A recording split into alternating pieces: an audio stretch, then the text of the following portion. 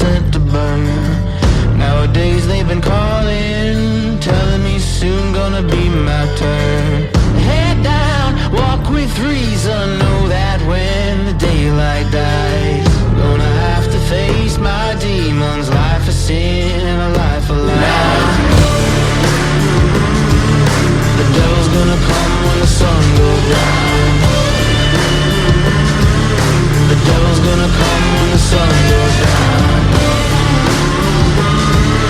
The devil's gonna come when the sun goes down.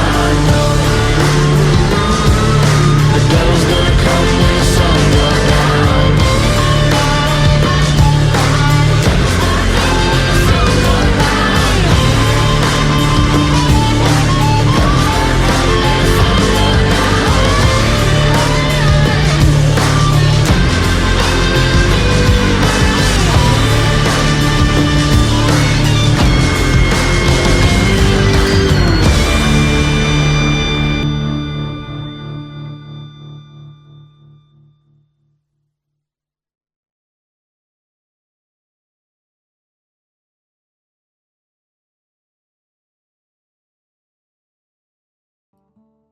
Welcome to The Descent. Who wants to do the recap? Do it this week. Okay, so last session, we start with Second Company getting ambushed by a bunch of hell wasps on the banks of the river Styx. It proved to be a troublesome battle. They had these metallic bodies, and twice they picked people up and were like taking them to the hive, which was like across the river. So that was very precarious. But I think the highlight of that combat was both times Tannis was able to use Thunderstep and teleport the people that the hell wasps picked up to safety. So that was awesome. Then after the battle, we retreat and basically just traverse the brutal Avernian landscape for a while. I believe London and Ophelia had suffered a bit of exhaustion during this journey. And eventually we do find shelter. We find an abandoned infernal vessel akin to some kind of submarine, essentially. So some of us are very fascinated by it. We don't quite know what it is, but a little taste of like infernal machines. And as we get to resting, there are a few things that happen. I was almost going to say during nighttime, but there's not really night in Avernus. However, during our resting, Vin talks to Gargoth. This is like right before we bed down, if I remember. And Gargoth basically reveals that there was a pit fiend named Bell that basically locked him and his power away inside a forge that's deep within that giant volcano that we saw when we were falling from Helterel. And basically, he was basically saying, nudge, nudge, like, if you want my power, if you want me to help you more, you got to go there and free me using the power there. Apparently, they also use the power of the forge to make Infernal War Machines, so very powerful infernal magic there. Then we have this kind of encounter. We're taking watches and resting, and while August is on watch, we see like a flayed man basically walk up to the shore of the Styx, and emerging from it is this boat, essentially, like made of boats and sinew, and there's this ferryman on it. I think he's called a Merenoloth, and that's what the handout said. And basically, this ferryman beckons this man forth. He goes into the Styx, gets on the boat, and then we see other similar, like, flayed figures on the boat, kind of staring at us wordlessly. And then it basically goes back down into the Styx like it was never even there in the first place. So that was weird. Next, while London is sleeping, he has a vision of the most beautiful woman he's seen yet. Gorgeous elven woman with heterochromatic eyes, and she says something. I think the main line was, "The power within you calls to me. Do you feel it too?" And then, like, London wakes up in like a cold sweat from this, and he was like, "What? What is that?" But then we get our rest, as much of it as we can get. We wake up, And then as we traverse the landscape more and kind of getting lost in the process, looking for a river crossing, we find this crippled devil who's called the Lost Legionnaire in the handout. And he basically, he's like an expat from the Blood War. He's trying to find some stuff he had lost on one of the battlefields in Avernus, and he doesn't want to be bothered by us. But eventually, Vin basically convinces him, we'll stop asking questions. We'll leave you alone if you just tell us where the next river crossing is. So he points us to one. He says there's one, if we follow the shore a little bit longer. And then we find it. It's called the Bridge of the Forsaken. And this bridge is like, not only is it like a dangerous, rickety looking bridge with creaking planks and all that, but in front of it, we find this like grotesque figure that has roughly humanoid, but it has a bunch of these like mouths on it. And London decides to try to put it out of its misery. But as he does, all the mouths start shrieking and then it starts attacking us. And basically Vin blasts it into the river Styx. But as she does so, she gets this weird feeling like she shouldn't have done that, like it wasn't her life to take. But anyways, we move on, we get onto the bridge, and there were a lot of close calls with the planks breaking and it being rickety and us almost falling down. But we managed to get a certain ways up the bridge, but where we left off last session was we found a section of the bridge where there's basically just these grotesque, twisted humanoid figures, souls basically, who essentially make up this entire section of the bridge. We had seen some of them before, but now we basically have this whole section of the bridge to cross with these figures like writhing in pain and groaning and moaning. And that is where we left off. That's right. So the last we spoke, I could not find very good handouts of what these quote tortured souls, but they're actually petitioners, looked like, but then I found some. So I'm going to send that over to you now. That is sort of a vague idea of what you're looking at as far as petitioners are concerned. The bridge groans beneath your steps as you step across the fragile thread of warped planks and frayed ropes swaying over the churning black of the Styx below. The air is thick with a rotten, burning stench clinging to your skin, coating your tongue with a bitter taste.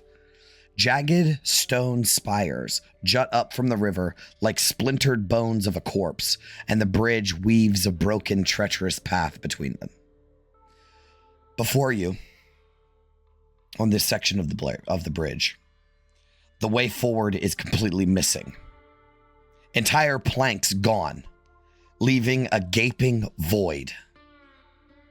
Instead of planks, there are a row of humanoids, the petitioners, that lie stretched across the gap, lashed in place with barbed wire, their backs flayed raw, spines exposed like rungs of a ladder. They twitch, still alive, hollow eyes rolling towards you, mouths opening in breathless, soundless pleas. The bridge seems to stretch on forever, the end never growing closer. But where you began feels impossibly far behind.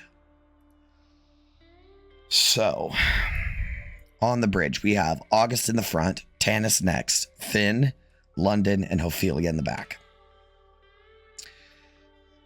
The area in front of you, so we just approach it, is gone. And there's 7 or 8 humanoids that are stretched across it like steps. What would you like to do? DM, can you remind me how the fatigue mechanic works? I have 1 exhaustion and 2 fatigue. Okay, so exhaustion is at disadvantage on the checks. Yeah. And fatigue is you subtract that many from the check. So if you have 1 level of fatigue, that's 1 off of the minus 1 from the check. That's right? Yeah, I think so. Was it 1 or 2? I think it's 2, actually. You're absolutely right. I feel like it's 2. Yeah. 2 per level of exhaustion? 2 per fatigue. Fatigue. 2 per, yes, 2 per, 2 okay. times fatigue level. Okay, so I'm at 2 fatigue, so -4 to all my shit, Yeah. and a disadvantage. Yep. Nice. Rip. Tight. Yeah, that's brutal. Especially for the scout. All right, so it's about 30 feet of bridge. This is actually a sort of skill challenge. You need 4 successful acrobatics checks to be dainty and careful stepping on these human corpses. They're not dead, but stepping on these rotted flesh bodies to get across.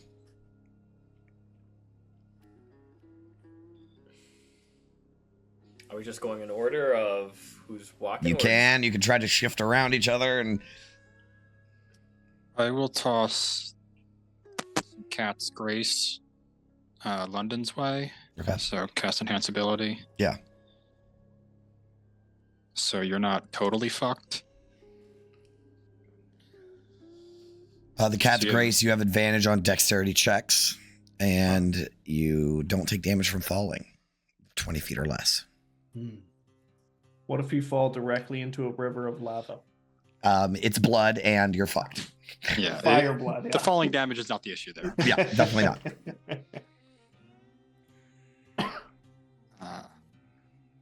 But otherwise, I hate to ask this, but do we have to be careful?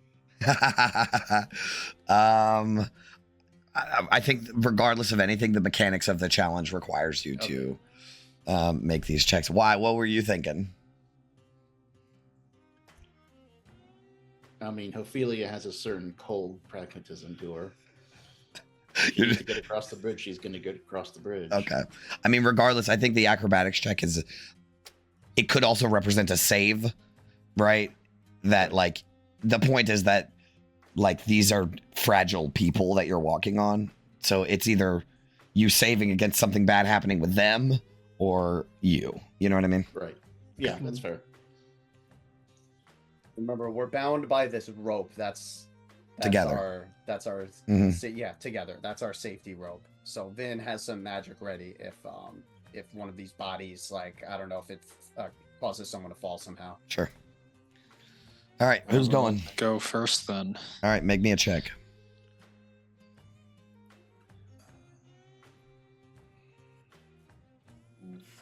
Oof. Not a great start. All right. Roll a d6.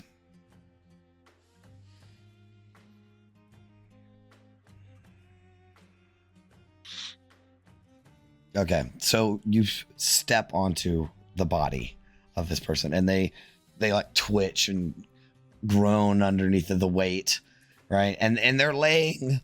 I imagine that they were like spread eagle, like where you'd walk across their back. But then I rethought about it, and they're actually stretched across the bridge, like planks, like rungs of a ladder. So when you step on them, they bows their back down, right? And you step onto them, and this one has like flayed flesh where he doesn't have any skin, or it's peeled back with hooks in some places, and his neck snaps backwards where he looks up at you, and he begins laughing hysterically and muttering incoherent things. You have disadvantage on your next check. Yeah, it As it definitely fucks with your jumps mind. from that. Yeah. It like fucks with your mind. Okay. How much rope is in between everybody? Do we tie enough rope where there's like 5 feet, 10 feet? Probably 5 feet just out 5 of feet. necessity. Okay. In that case, once you get it to a certain point, I need the next person to roll. And so we'll do it like that. We'll walk down the line. All right, so acrobatics then. Yes, please. Ha! 15. No problem. You begin making, and they shiver and groan, and it feels like something soft and wet under your feet. Who's next? I can write down the order if I need to. I think Vin was next. Yeah, I Vin. think Yeah. that was in the middle. Okay, yeah. Let's do that. Yep. All right, acrobatics.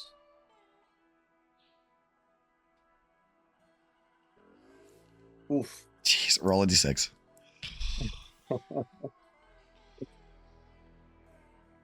30.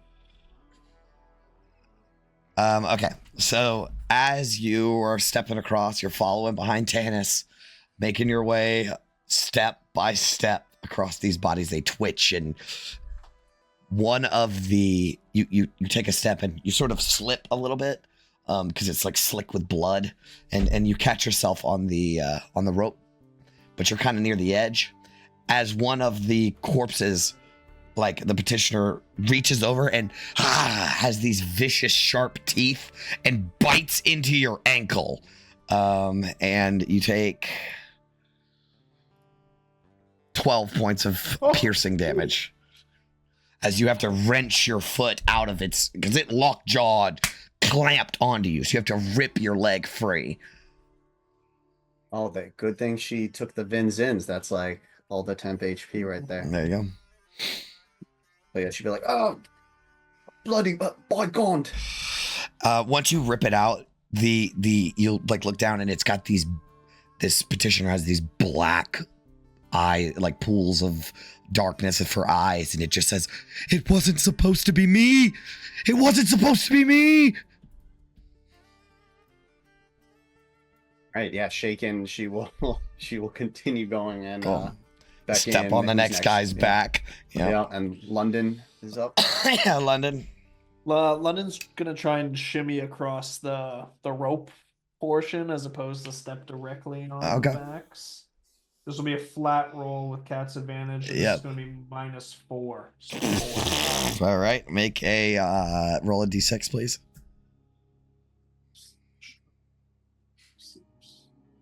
5. Oh man. As you step, you're like walking along the edge, right? And this guy that you step on, you're not stepping on his back. You'd actually be stepping on his stomach, right? But you're like shimmying across the edge of the rope where you are like both of your legs are like across his head, right? So he's looking up at you and he will just and it projectile vomits straight upwards at you. And it is acid, and it begins to burn and burn and burn extremely badly. You take 10 points of acid damage. Here comes Zins. And you need to make per check. Okay, so a new mechanic just got introduced. So now you are covered in acid. So on your next turn, right, you can either spend one of your successes. So you need 4 total. You do to get across, right? Okay. So you can either spend a success to get. Well, I guess you don't need 4. I guess all we need is everyone to make one good check. My system is falling apart because I do not want to be doing this all day long. All right, just take the damage. Just take the damage. I mean, we're also like 1 for 4 here on checks. That's true. We're going to be here all day. So yeah, 4 total could be a total order. I had a secondary system that I'm removing. Okay. All right. So you get acid puked all over you. Oh, God. Yeah, it's horrible. And you have to wipe it off and it melts your rope a little bit, which is concerning. Okay. Who's next? Chin up, eyes forward. She will walk ahead. Ooh, natural 1. Boy. Roll a d6. 6, 3. I think we had that one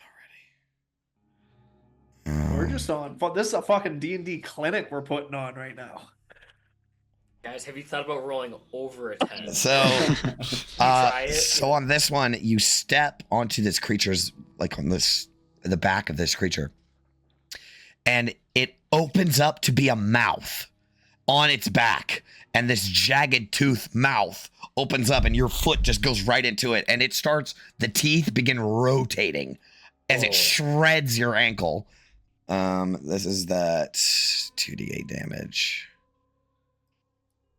You take 7 points of slashing this time, I guess. It's not bad. Okay. Okay. We're back to the top, I guess. August.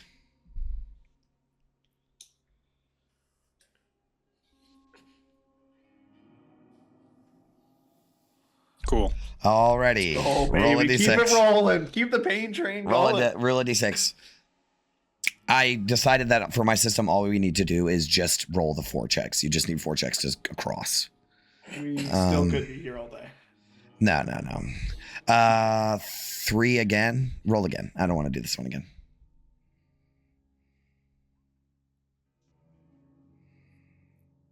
We just did that one too, but we'll do it again. Acid gets puked out at you. You take 10 acid damage.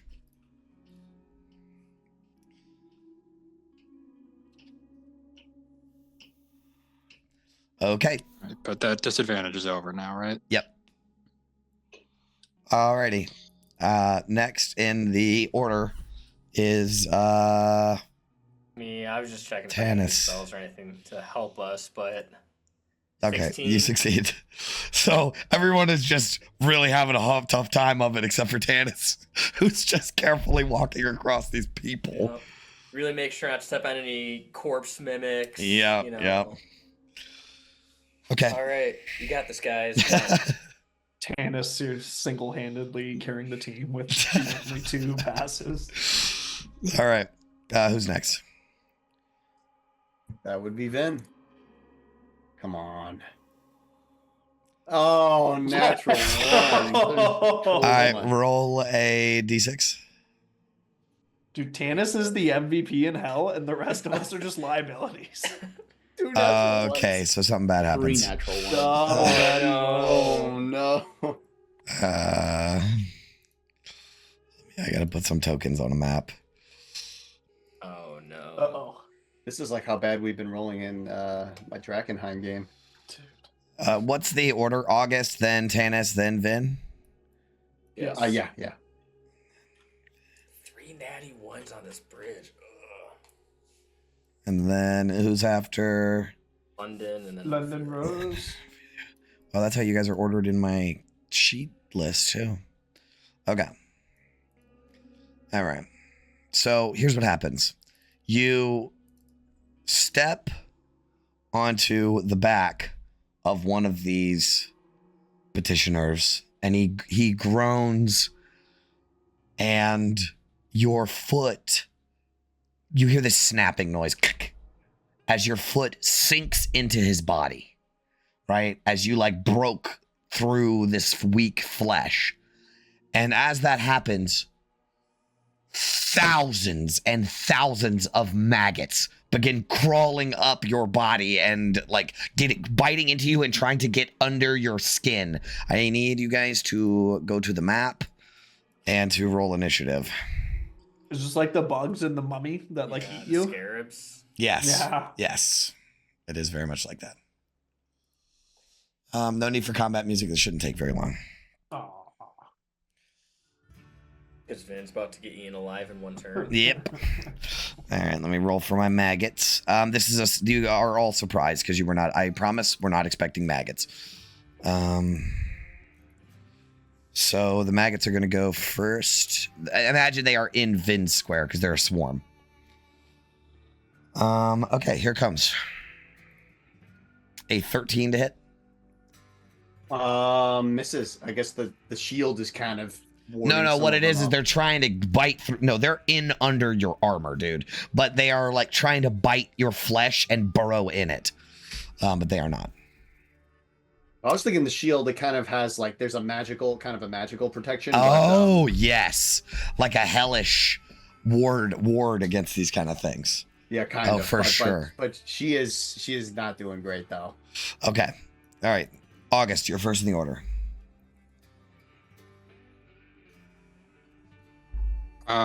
Yeah, I'm just gonna call down fire on top of Vin and Sacred Flame the maggots. Okie dokie. They need to make a dex save. Correct. They fail. 5 damage. All right, they take it. All right, this is radiant. Yeah, Spirit Guardians feels like overkill, so A I'll little. stick with that. All right, no problem. There's still lots and lots and lots of them. Yeah. They're crawling, Keep and they're that one in the back pocket. Vin, as you're like trying to get them off of you, they're getting into your mouth, and into your ears and in your nose. Like they are swarming all over you.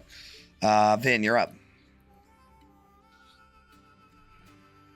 My goodness, does she do it? Does she zap herself?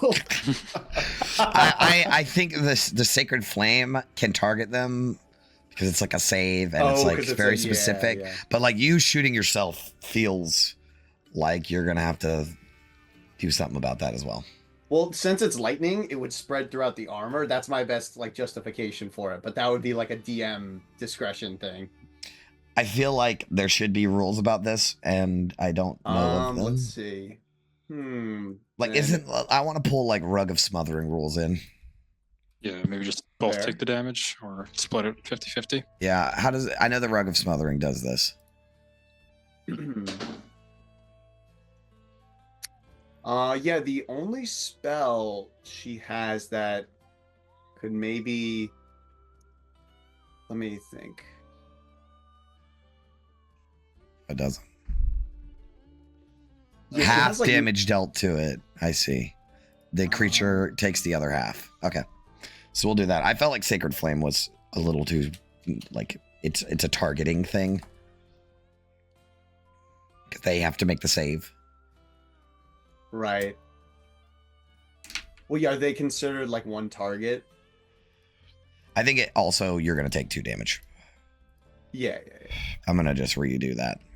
So you take 2 damage, they take 3. Let me do that. But yeah, so like using the targeting rules as written, I mean, Vin has actually never cast this spell, but she could try like a magic missile. Like again, like on herself. Okay. Yeah. But like technically, right? You can it hits the target no matter what. So I guess maybe it wouldn't even damage. I forgot her. Lulu. Okay. I mean, yes, you can do that, and it wouldn't damage you. Yeah, right. So yeah, I've never used a magic missile this way. This is kind of funny. I think it's just you like blast out from you, right? Yeah, so I feel that normally when someone casts a spell for the first time, we get like a proper description, but I feel like this is like very confusing what it looks like. You just see like a few flashes of blue light like from inside Vin's armor. Cool. Yeah, okay, roll it up. Let me see. Yeah, 1d4. I have the macro, right? Yeah. It's 3. Yes. Here we go. Okay, that's the first one. Second one. Third one. Not bad. Pretty good. All right, it's bloodied. There's less than half of them now. As you blast outward, a lot of them go flying off of you. All right. Is that your turn? That's her turn. London. Tell me if this is loud. This seems scary for us. Probably seems like snack time for Django. Bonus action, command Django to attack. Action, use the help action and just hold him in front of me and let him like slap up all the maggots. Sure. Oh, sorry, it was just the first one. 14. Yep, that hits. 7 piercing. Okay. I will say in the nom-nomming, you take out like a certain amount and then Vin takes the other 3. As it actually nips Vin. She's getting sparked as he's like on these things. Okay. Anything else? That's my turn. That's it. Tanis. Ah, man. I mean, this is rough. The only thing I have that could possibly do anything would be Green Flame Blade. And I'm looking at this bridge, and I'm like, I don't think so. And I'll just, I'm not risking that, so I'll just, I'm just going to pass and just get them off, man. What are you doing? I have an idea. It might not be a good idea, but I have an idea. Okay. I'm not doing anything. Lulu could fucking melt these things and leave Vin untouched. Yes, and that is what she will do, and she will melt them all, the rest of them. As she trumpets out, the the blast doesn't affect any allies, only the bad guys. And amazing. yeah, she clears out the rest of them, as they did no damage. Thank you, Lulu. Yeah, just don't let it happen again. No I guarantees. can't guarantee that, but try. The weird thing is the petitioner that has this gaping hole in them now, void of maggots, just stares up at you in confusion, like they're still alive. Also void of maggots, definitely a death metal band name. Let me write it down.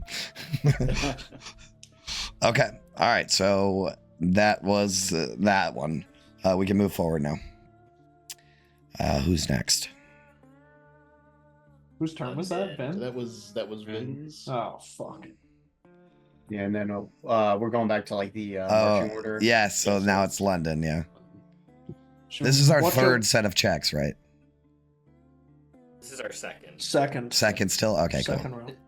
I just want to say, Vin, if Lulu hadn't done that, my idea was to pick you up and barbecue you. Oh, I love Oh that. man, That's amazing. Vin, you got to be more careful. Watch your step. Jesus Christ. 4. All I'm right. never in that situation. Roll a you have D6. full permission to fire breath me. Oh Max boy. damage. Full 6. Well, okay, so 1 and 6 are the worst ones. So, all right, here's the deal. As you step onto this petitioner,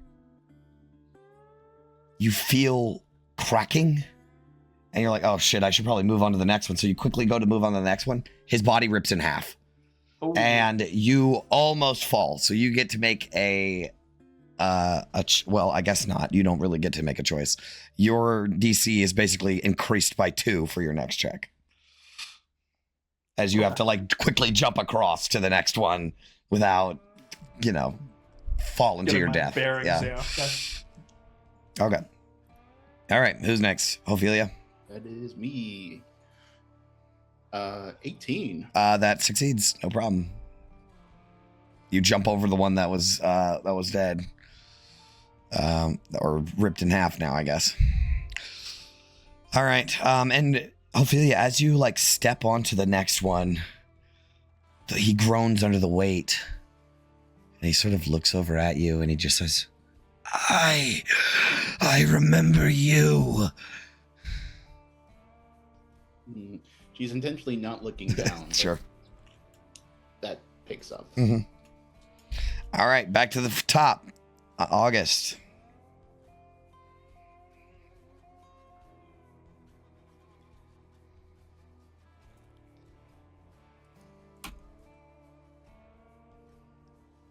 Alrighty, roll a d6, please. I should have lowered the DC substantially, but that one's acid again. Roll again.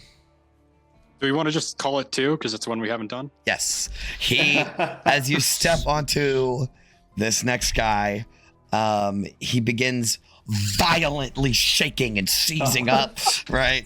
And you have a +2 to the DC of your next check. So basically you subtract 2 from your next check. All right. Cool. Next. That's me. 17. Oh, wait. No problem. And it's the dream, hey? Just floating through. Like skipping through, like sniffing a daffodil.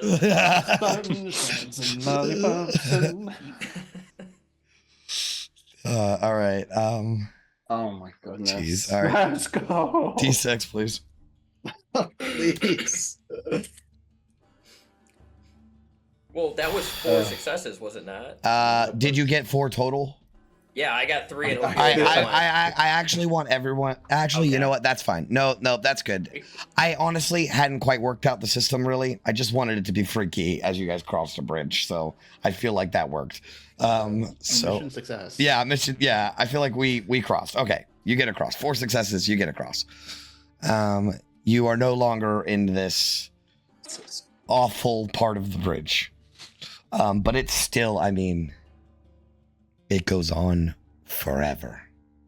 The worst part is when you look behind you, it also goes on forever.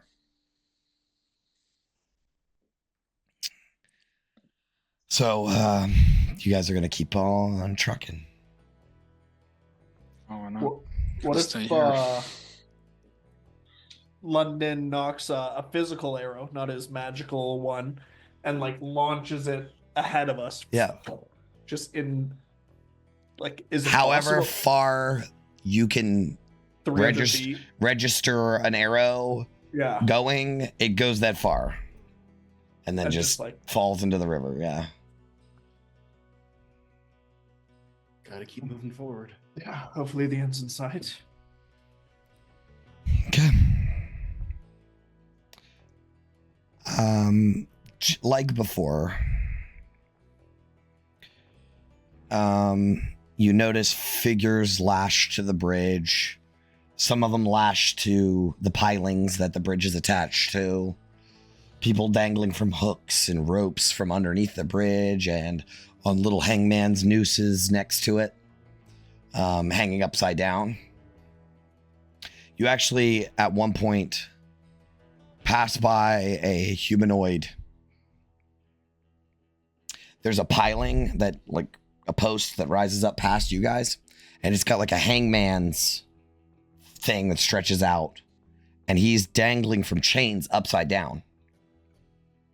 And he's got shackles on his wrists and chains hanging from extremely heavy chests, like massive chests, are dangling from each of his wrists.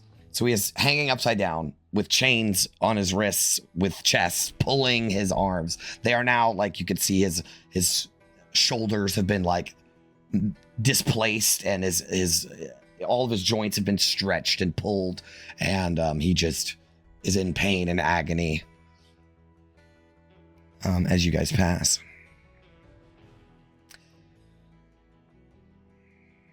And I need everyone to make me a perception check.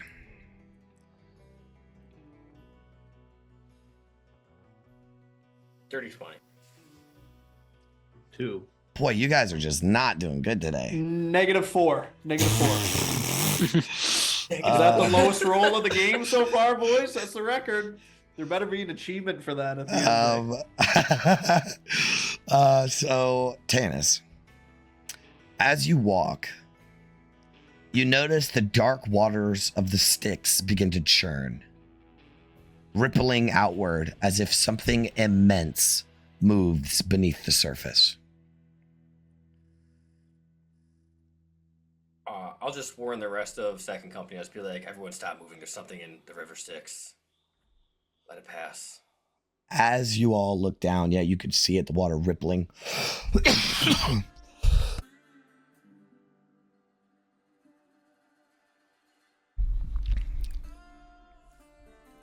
And a shadow, impossibly vast, glides below you.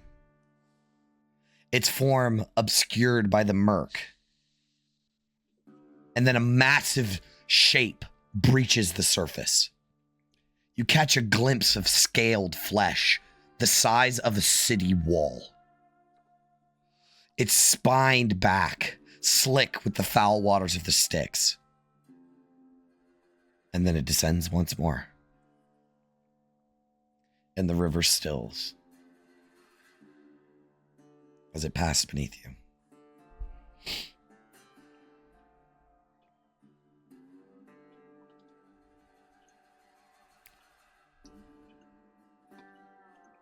Yeah, so that's not fucking terrifying or anything. Do you think that's what caused that ship back there to sink? The one we stayed in? I think whatever it is would have probably eaten that ship whole. The size of that thing was... It was like the Basilisk Gate had become a monster. Can't see a fucking thing. It's too hot up here. It's getting in my eyes. Let's try not to get a closer look. And I think just leave that thing to its habitat. Okay. After a little while, you're approaching into your like third hour of walking down this bridge. And ahead of you, you see a more sturdy section of the bridge. It's not built any different. It's just less rotted and rickety. And as you kind of squint, you can see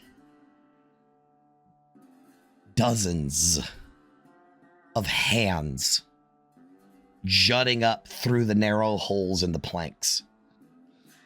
They are bloody and trembling, clawing at the air with gnarled fingers. Some missing fingernails, some missing whole fingers, and some are blackened with rot. You will see hellish ravens bob on the bridge, their razor beaks pecking and tearing at the helpless fingers and knuckles. And as you get a little closer, you can see that through the gaps in the planks, below the bridge, scores of figures hang by their wrists. Their bodies sway with the wind, their heads drooping forward, but their hands never stop moving. So they're like laying limp underneath, but their hands are vicious and like clawing at the, you can see where the fingernails have peeled the wood back from just clawing at it. So, you guys are more than welcome to cross this section of the bridge. Oh, God. I definitely feel welcome. How long does the section go on for? It's hard to tell. Well, It seems is to it- extend pretty far. So very far. Okay. Yeah. Gross. Worst part about this is a Vikings meme. All right, so I will say, you can get through this section without any like mechanical issues, but they will try to grab your feet and ankles, and it's really quite horrifying. Like, just in my mind, the imagery of the limp body with the heads drooping down and the hands are just clawing like crazy freaks me out to no end. And there's like ravens that are like eating the fingers and so this one's the worst one for me. So happy I'm fine with body horror. Some of these are rough. This one's my least favorite. Like, this is torture. So yeah, as you guys can make your way through, every so often you have to wrench your boot free from one of the claws that is just, dug the fingernail into your boot to keep you from moving forward.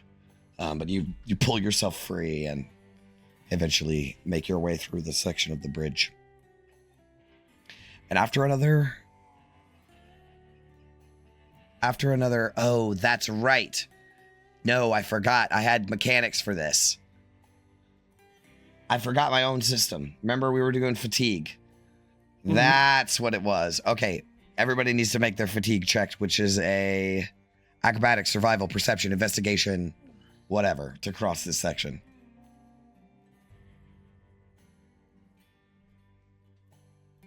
Oh, 14 somehow. Okay, that is a success.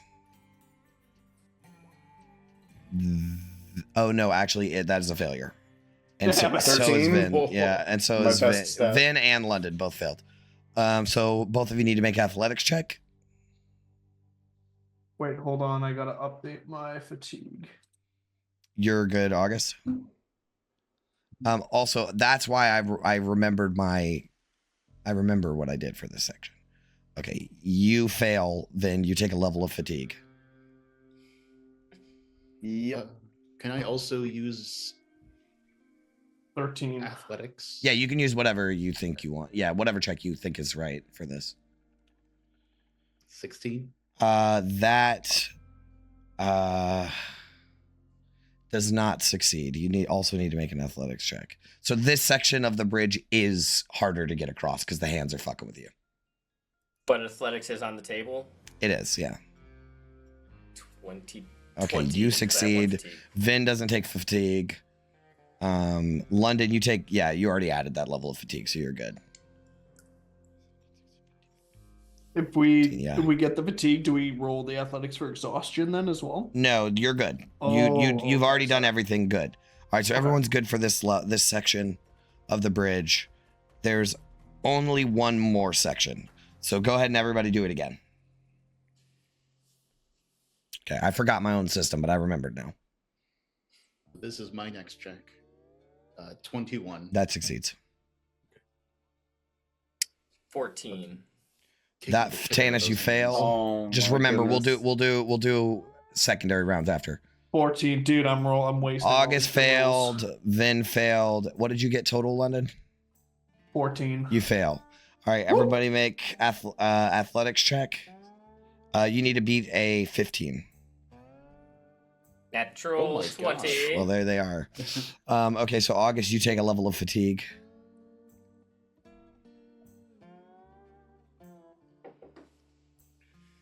And also, this fatigue is also symbolic of like the hellish nature of this place, right? Like it feeds on torture, and it's sort of fucking with your mind, seeing all these people getting eaten by crows and all kinds of fucked up shit. So, okay, so that was your last section. After nearly 4 hours, the bridge has felt endless, stretching on no matter how far you walked. Step after step, plank after rotting plank, the far side remained just out of reach. But now, at last, something changes. Ahead, the far side of the bridge is finally visible.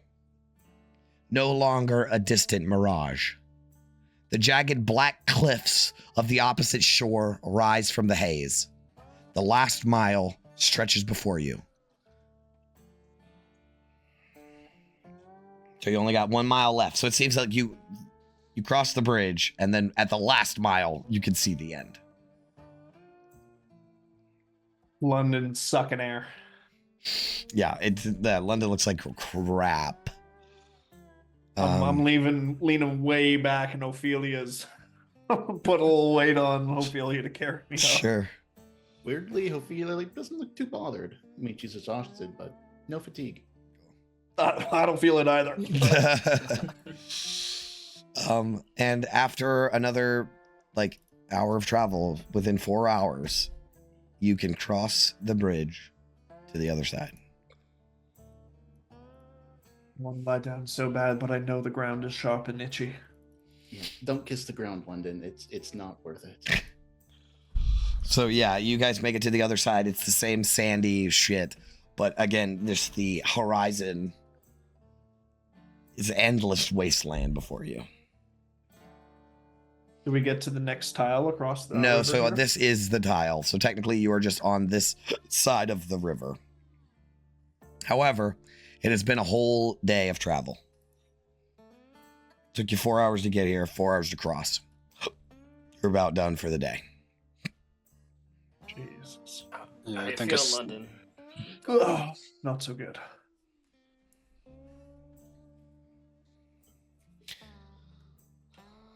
So, just so you guys know,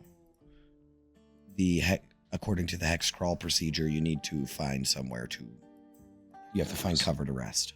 about to say who can pick up the slack, because London is clearly not fit for duty right now.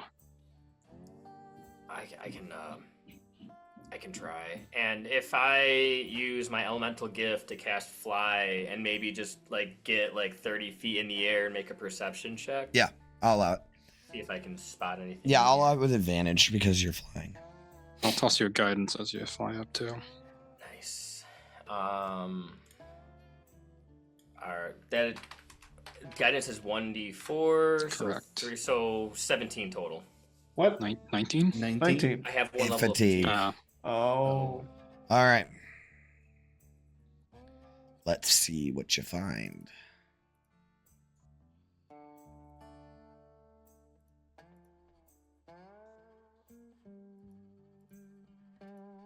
Oh, it 5-star resort, you know. rolled it to the GM. Oh wow, sandals. Like a Hotel 6 or Hotel 6 point. So you guys end up finding. You find a cave. That's basically like sandals to us, to be honest. It is just in the middle of the wasteland in the sand. Like a sand dune is actually a cave. The cave looks like nothing more than a hollowed out pocket in a sand covered rock formation.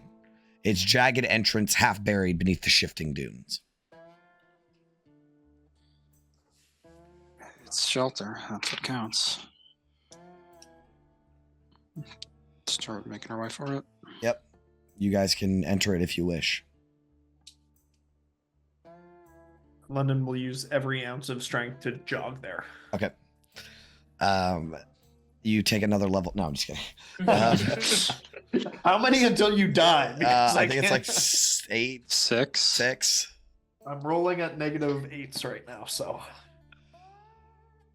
Inside this cave, the air is a little bit cooler, surprisingly. And with the light that spills in, you can see the walls are strangely smooth and curved and only marked with cracks and grooves. The ceiling arches high above, ribbed with jagged ridges and spikes that protrude in strange ways. Okay, so that was a bad description. It's like ribbed, and then there's on the ceiling, there's this weird set of spikes that go in different directions. And a few of the spikes have dislodged from the ceiling and lay half buried in the sand.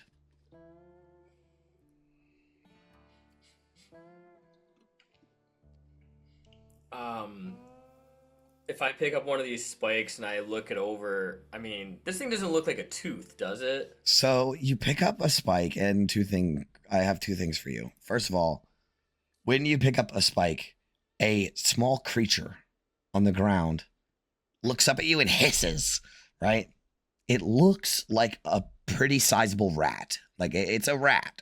It's about the size of a rat, but it's a big rat. And it stands up on hind legs. And when it opens its mouth, it looks like a rat, and then it opens its mouth, and there's just thousands of these sharp teeth that shoot out in different directions. It's got red glowing eyes like spider, and spikes shoot out of its back. It looks like this, and there's 5 of them. Ooh. You pet? And they hiss at you and then skitter out of the way. But as you, look over this piece of stone, maybe it looks like bone.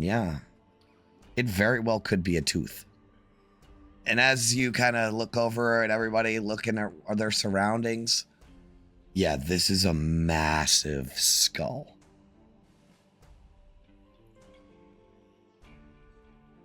At least this thing's dead. For sure. I hope.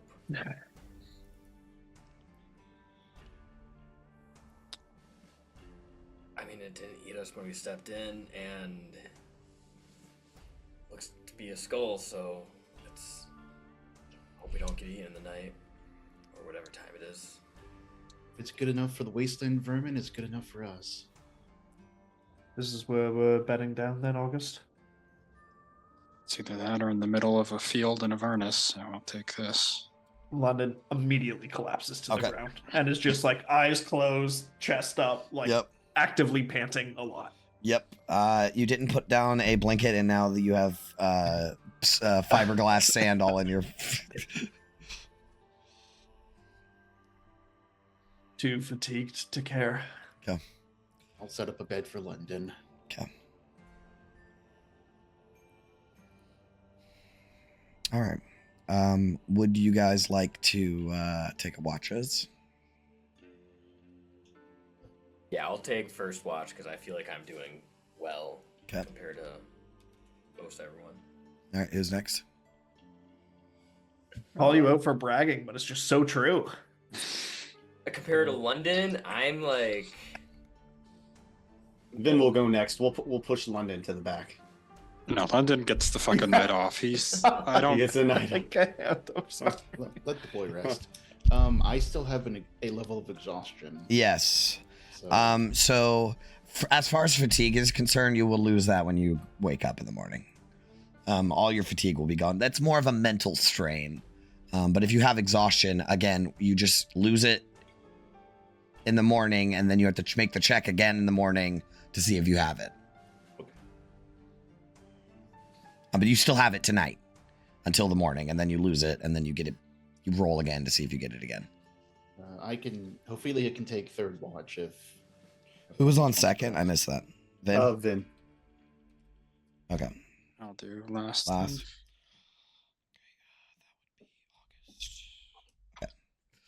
And some point tonight, she's gonna call back her horse. Okay. Use the spell slot before. Okay. No problem. Is there anything you guys want to do, say, or talk about before you get a long rest or before watches start?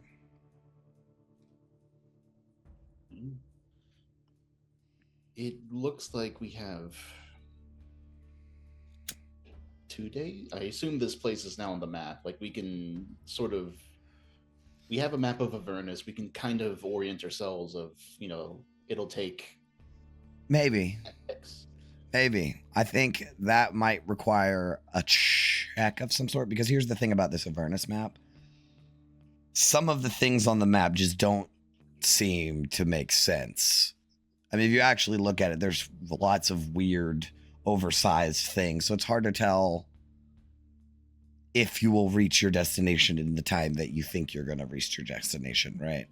It's more of a symbolic map. But you can definitely make a check to see if you can sort of process it. What kind of check would you like to make? Well, I'm not the right person for this, but we'll try survival. Okay, that's fine. Hey, you could roll really good. Who knows? Nature? you don't have a -8 to your roll. Nature is not bad. I'll take it. Map reading, I guess. I'll take it. I'll accept it. Natural 1. It's hard to say, but from what you saw when you were falling from El Terrell, you assume that it was going to be like a 4-day journey. All things, everything worked out. So play with that with what you will. 2 or 3 days. Mm.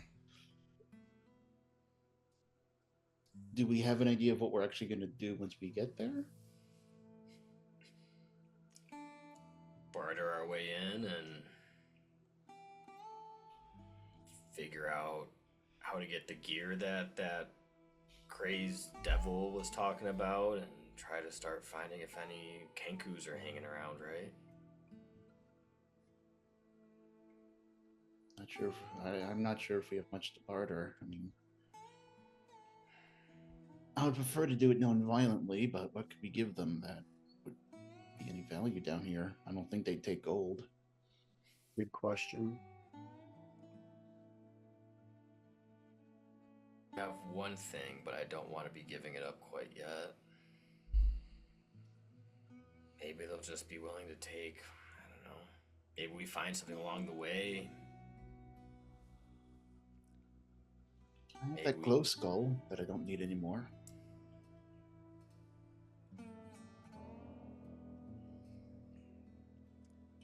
I Good. don't think a devil will find that too valuable. Hold on, Since we maybe the fact that it's just magic.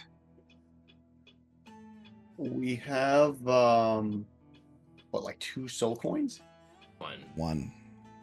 And that's why I really don't want to barter for, Yeah, like that. yeah. That's like not big use money. that. Let's not go for that first thing. Wait till we find a casino. Yeah. I feel like that's a bridge we're gonna have to burn when we get there. Maybe we try to catch a few of these rats or something and say who wants some dinner or something. I don't know. Well, that is a good point, Tanis. Maybe we'll stumble across something in the wastes. Lulu will ask. She'll mention that she knows that we kind of talked about how Torm like guided us towards these Kenku, but what are we hoping that that's gonna do for us?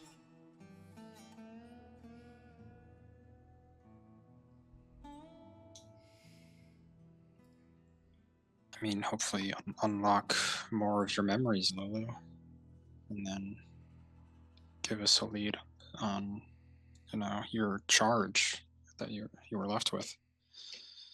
Let's at some point find out what happened to Zariel's sword. Who do you think these Kenku are? Why would they be important to Torm?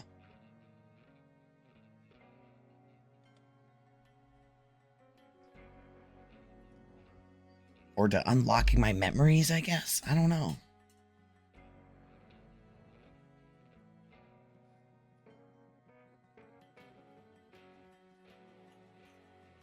Best way to learn is to find them.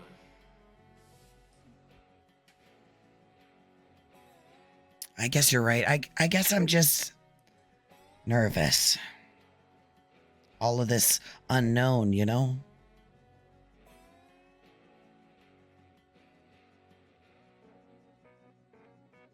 I think it's good to be nervous, Lulu. Not exactly marching in with a well-versed plan. I don't think we can, given what we've been given so far. I mean, we don't even have a frame of reference for planning stuff. Like, I mean, that Legionnaire mentioned Chit. And so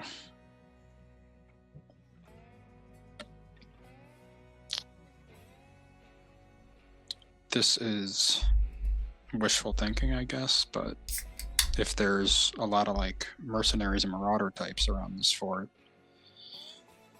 and a bunch of mortals roll up, they might be come out thinking we're easy pickings. Hopefully we come out on top and they have a bunch of chits on them. And we can use that to trade our way in.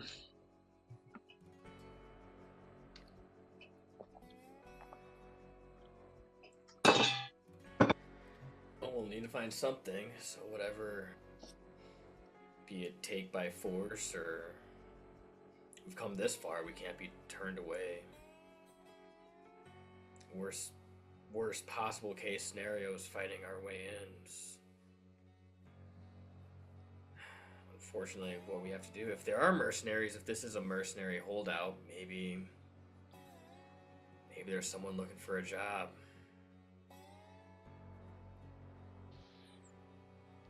Make a trade, but in services rather than souls.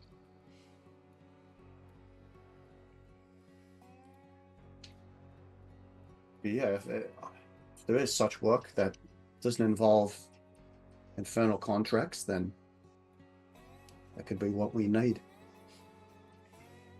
I mean, worst case scenario, I'm sure that somebody would be interested in that shield you have, Vin. Let's keep that to a last resort, shall we? She like pets it. You haven't quite attached, have you? My reasoning is that if all else goes to shit, I think the power inside this shield,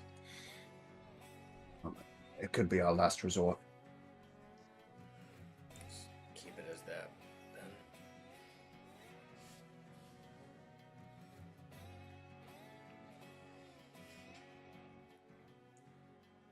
All right. Yeah.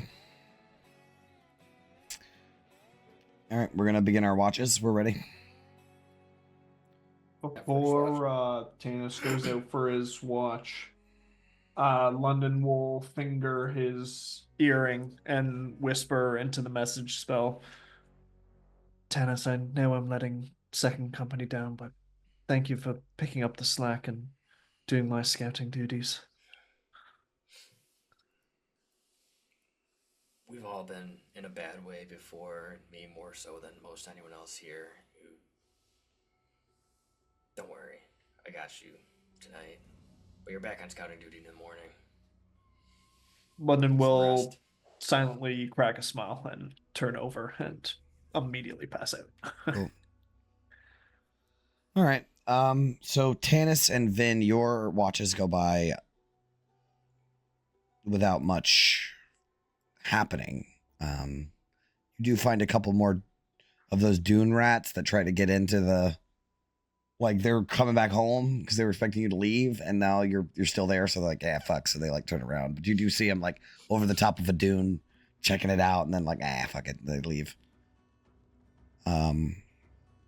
Otherwise, it's just, you know, poking your head out, like looking out of the hole in the cave. You do not see a whole lot of anything. However, Ophelia, during your watch, you do notice something.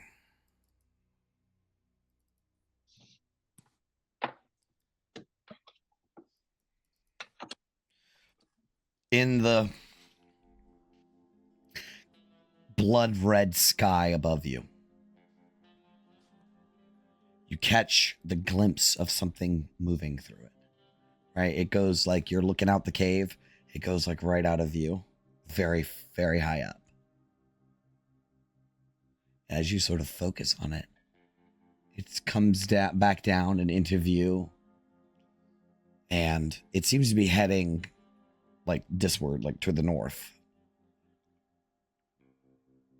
But as it gets lower, you can see it is a gargantuan sized, right? So the size gargantuan. No, you know what? I think it's huge sized. Okay, huge sized dragon-like creature.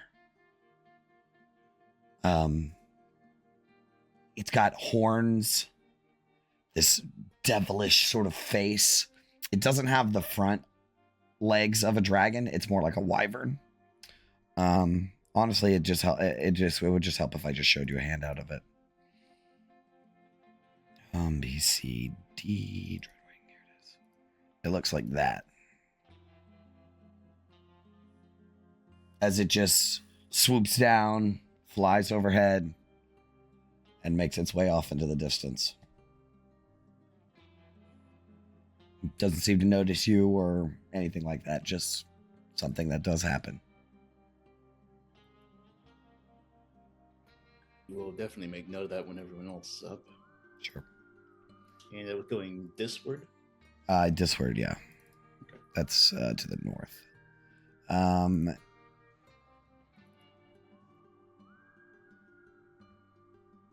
Other than that, August, your rest goes by unbothered, and you guys are up for the next day.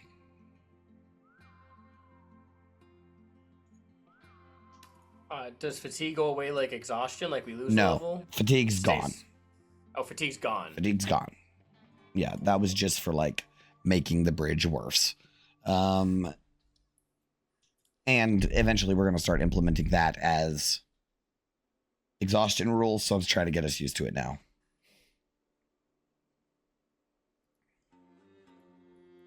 Because my book came out, by the way, guys. I got it. So, Nice. yeah. Eric was gracious enough to get me the whole Run to Roll20 suite of it. So everybody say thank you to Eric for Thank you, Eric. for now all of us will have access to the 2024 stuff. Sweet. Drag and drop. Hell yeah. Yeah. Yeah, But because let me tell you what, making characters in this new 2024 system is fucking brutal. but I did buy the physical copy of the book and I have it. And there's nothing like holding the physical book, man. It's just it's good. It's good. It's real good. So it's out. So that'll be happening probably next level. Like next time you guys level up, it will be new system. Udis. Are you guys just gonna start making your way towards the next hex? What do we have to roll for exhaustion in the mornings? I will handle that all once we start traveling. It's like we're getting to travel montage, and then I'll handle all that stuff. So we're doing travel montage. Travel Travel montage. montage. All right, which hex you guys want to go to? It's just one here. That one? Okay. All right. So I also made a new weather system, very similar to how I looked up the rules for Tomb of Annihilation, how I did Tomb of Annihilation weather. So there's a new weather system, so we're gonna test that out today. London, how are you feeling today? Much better, thank you. I just needed a good night's respite, I suppose. The heat down here is just getting to me. It's unlike anything I've ever felt before. Well, if you need a break, you can hop on Kurik for a little bit. I think I should be okay, but thank you. Is your horse companion okay down here? Oh, she's fine, and she'll pat Kurik's side. She thinks it's quite a lovely day out. Not a hint of acid rain. It's funny you should say that. Oh, very, why? very, very funny that you should. It's Why? almost as if you were looking at my notes. As soon as Ophelia says that, Yes. acid rain. Just There- little pock marks start appearing. on Listen, armor. y'all are making jokes that are actually real. Just hold on. I have to do random encounters too. Okay. You know, I'm just gonna stay quiet from now on. You don't get to talk ever now. Okay. All right. You guys did get something. So as you're walking, right? And I imagine that encounter that you guys just had where it's like, oh, about Kurik. It's around midday. And throughout the course of the morning, quote, right, your first couple of hours of travel, the sky has gotten a lot darker. Right? The light doesn't seem to shift any. It still seems to be just as bright outside, but these dark rumbling clouds with red lightning arcs in them. And just like you said, oh, not a hint of acid rain. And then as it does begin acid raining. So let's pull up what acid rain does. Hurts. Tannis just looks to Ophelia with like a deadpan look on his face, like, really? So here's the deal. It's going to start pouring acid rain here in a second. So you can either keep going through it, and it's a D6 of acid damage every hour. However, you're not exactly sure how long it's going to last. But I will give you a hint that it is 1d4 hours. So anywhere between 1 and 4 hours. So you can try to trudge through it, or you can penalize yourself and not make it through this hex today.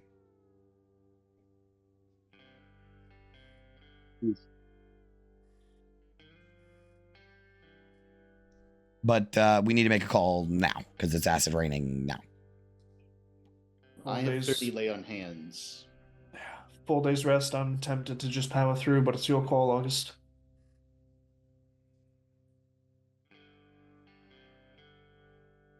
Other people have thoughts? I think we keep going. Yeah, we got Vinzen's lay on hands and the one free health potion. And a city to save. All right, let's do it. Yep. All right. Luckily, as you guys continue, it only lasts 2 hours. So you guys only take 9 points of acid damage throughout the whole ordeal. What's Vinzen's 11? 11, yeah. There you go. So it's not that bad. So I will say, there are for the weather. There's like most of them are pretty harmless stuff like that, right? Like, and just no really extreme weather.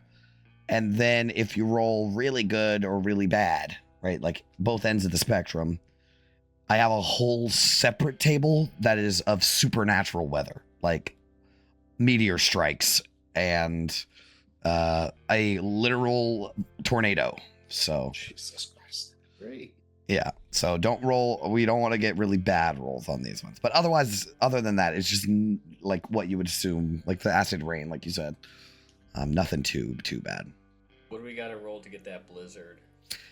I did use Blizzard rules for a sandstorm. Where's Oral when you need her? Blizzard of fiberglass sounds fucking. Yeah. I was gonna say a fiberglass blizzard. Yeah, good times. Righty. So after about 2 hours, it goes away. It's like everyone's clothing is in tatters. Like Vin's armor is all like tarnished now. So here's the thing. This whole time you guys have been following the river, right? Now you are just funneling into the wastes, right? So I need everybody to make their check for exhaustion. Why did we make that check? Because you don't have gear. Super hot out. No, you don't have gear. Yeah. Okay. What is right. it? It's a con save. Yeah. Can people be in my aura as they do this? Yeah. So what's the aura? +2.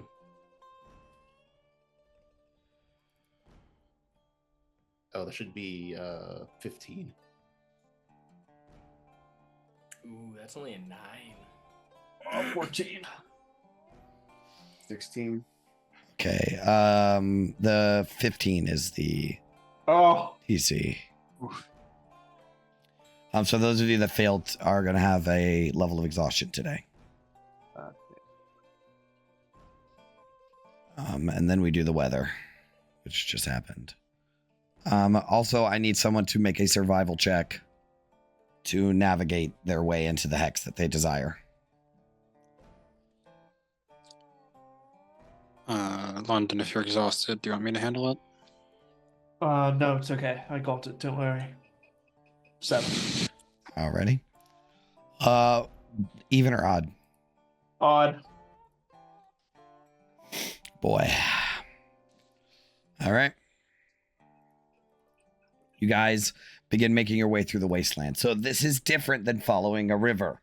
You are literally just walking straight into a desert. Hell desert. The wasteland stretches endlessly before you, a vast expanse of cracked earth and sand dunes. Each step is a battle. The blistering heat leaches your strength, sweat evaporating before it can cool your skin. The air is thick and humid, burning your lungs with every breath. The weight of Avernus itself presses down, an unseen force whispering of exhaustion, futility, and despair. Your gear feels heavier, and your thoughts feel sluggish. The horizon shimmers in the heat, but there's no relief, no shade, only the endless, punishing march forward. And as the acid rain begins to clear, it's still overcast. It only lasted for about 2 hours. You come across what appears to be a battlefield. It stretches before you. It's a little after midday. A wasteland of scorched earth and jagged black rock, as far as you can see. Its surface is littered with countless bones protruding from the sand. The remains are everywhere, twisted and broken skeletons of massive creatures and humanoid figures alike, their bones cracked and weathered by time. And rusted weapons jut from the ground like jagged markers of the dead. The strangest thing you see is strange, hulking structures litter the wasteland. Massive, rusting contraptions, unlike anything you've ever seen. Their frames twist and loom in unnatural shapes.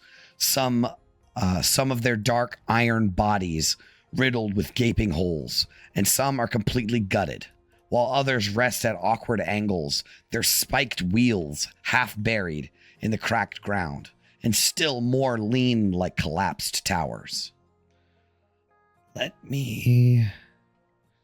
Here and there, enormous rusting chains hang limply from these behemoths, their purpose unclear, and long bent arms extend from some of the wrecks, ending in what might have been claws or hooks.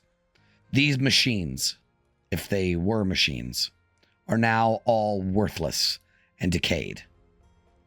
And above this graveyard of death and ruin, tattered banners flutter weakly in the hot wind, their colors long faded and their sigils indistinct. And I want to show you a handout of what these machines would look like if they were whole. I have to find it because I don't know where I put it. Aha. All right, so I'm about to give you guys a crap load of handouts. Because this is a big, important thing. So here is a bunch of handouts. It's like Mad Max. You could say that again.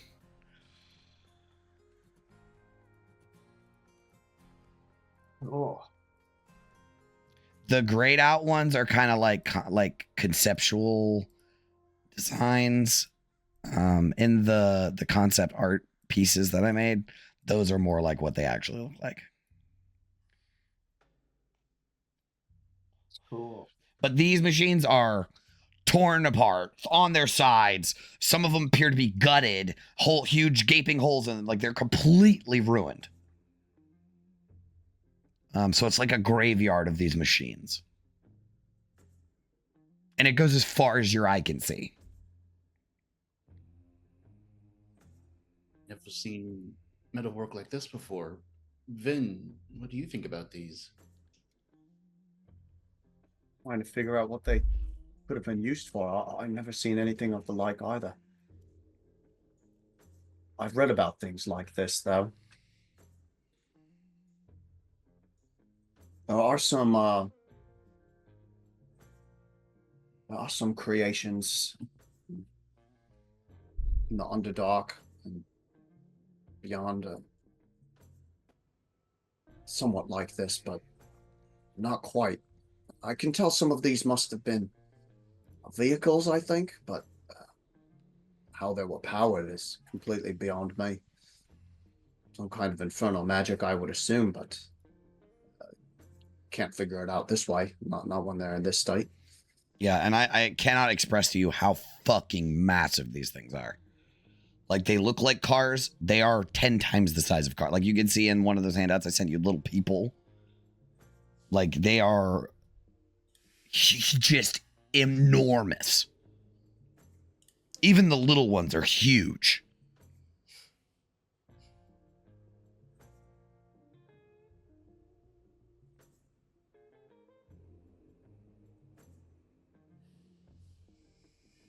Okay. So you guys got to try to make your way through this here battlefield. Is there anything that you guys want to check out these machines at all, or just kind of check them out as they pass? I mean, like I said, there's bones everywhere. There's rusted, shitty weapons. This is just a war zone. Are there? I mean, oh, go ahead. Ophelia will say to the group, do you think it's worth spending a little time? I mean, just going through to see if there's anything worth salvaging here. I agree. I was going to suggest that. There was soldiers here. Perhaps they have the gear or protection that our wheeled friend had referred to the other day. Or even Vin might be able to cobble something together if we find the raw materials. Worth a shot, but I fear that whatever is left here has been picked over 100 times over. Yeah, we're right next to a major fort full of mercenaries. I'm sure anything of real use or value is gone by now.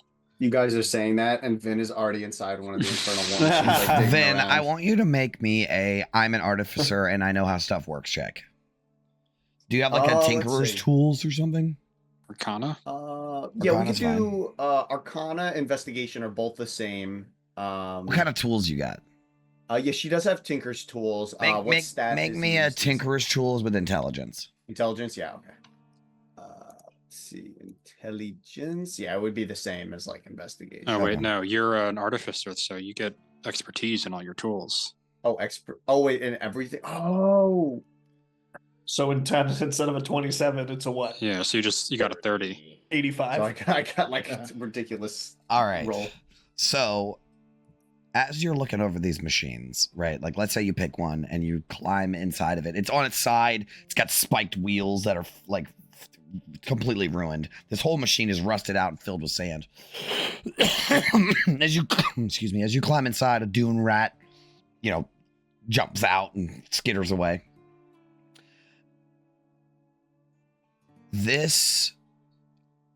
You get the sense that this machine, along with others like it, serve the purpose of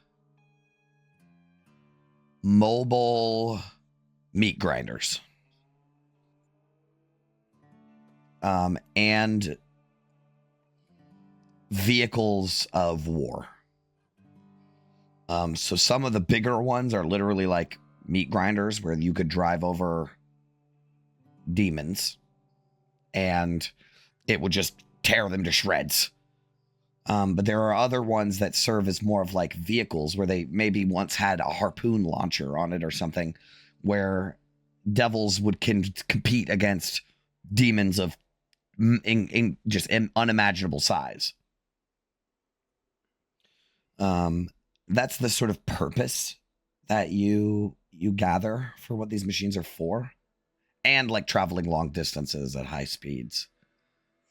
But kind of, if you take a little bit of time every, just a couple minutes every now and then to check out a machine that you find, Tanis was right.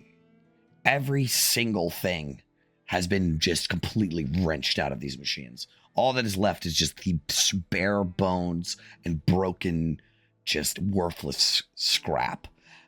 You, with a 27, you could tell that there's some sort of motorized engine power thing in these machines that have all been gutted out, leaving empty chassis and framework. Yeah, as she comes to realize this, she probably mutters to herself, like, something like, of course they took the good stuff. Yeah, and like I said, it's an endless battlefield, and everyone you've come across has been scavenged of most of his stuff.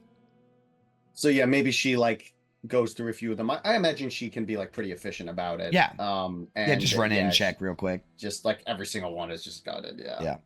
But she'll relay this information. She'll say she couldn't figure out what was powering them, but that's clearly the valuable thing that like everyone's taking. Yeah, and even like the harpoon launchers and stuff, like everything has been taken. There are just frames and scrap metal. But Vin, you jump into one of them, and everyone will hear as Vin's inside of one, just looking around. And like I said, they're huge, so sometimes you have to climb into it or something. All of you will hear a commotion of metal being thrown against metal and fast-paced muttering coming from not where Vin is, but like on the opposite side of the machine that Vin is in currently.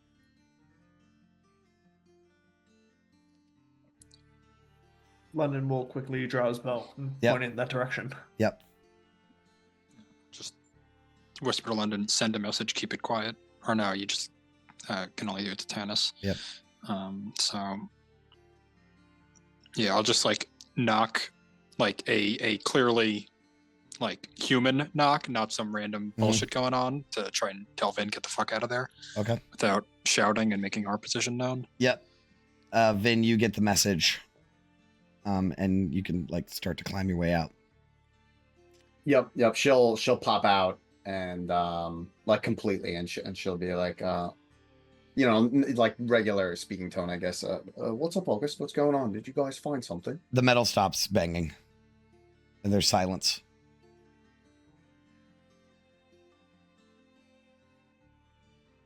London is like trained on the thing. Yeah. It's on the other side of this war machine that you're facing, right? So you will see Vin's in the top of it, right? You guys are on this side. You will see slowly making his way around the machine. There is a goblin. He wears piecemeal armor. And when I say piecemeal, usually that means like, oh, this nice piece and this nice piece and this nice. No, he's wearing like a piece of metal that has been bolted to a chain that goes around his shoulder. It is very rudimentary and strange. And he has a massive bulging backpack on his back that has wires and metal rods and all kinds of stuff sticking out of it, pieces of scrap metal. He looks like this. Oh, nope, I know where he is. Hold on. Yeah. He looks like this. Got some goggles on his head. Got a big old scar over his eye. And he has a knife in his hand. And he's looking like behind you. And if one of you sort of out the corner of your eye, you can see that off to the side, like behind you guys, there is a machine. But this one actually, like it was behind scrap. You didn't notice it at first because of all the junk in this place. It's a whole war machine. But it doesn't necessarily look that way because what it appears to be, and I'm going to describe it to you guys the way that us as people of the earth would know, but you guys wouldn't know what the fuck you're looking at. It is an engine block that is like massive. It's the size of like 2 or 3 engine blocks stacked together.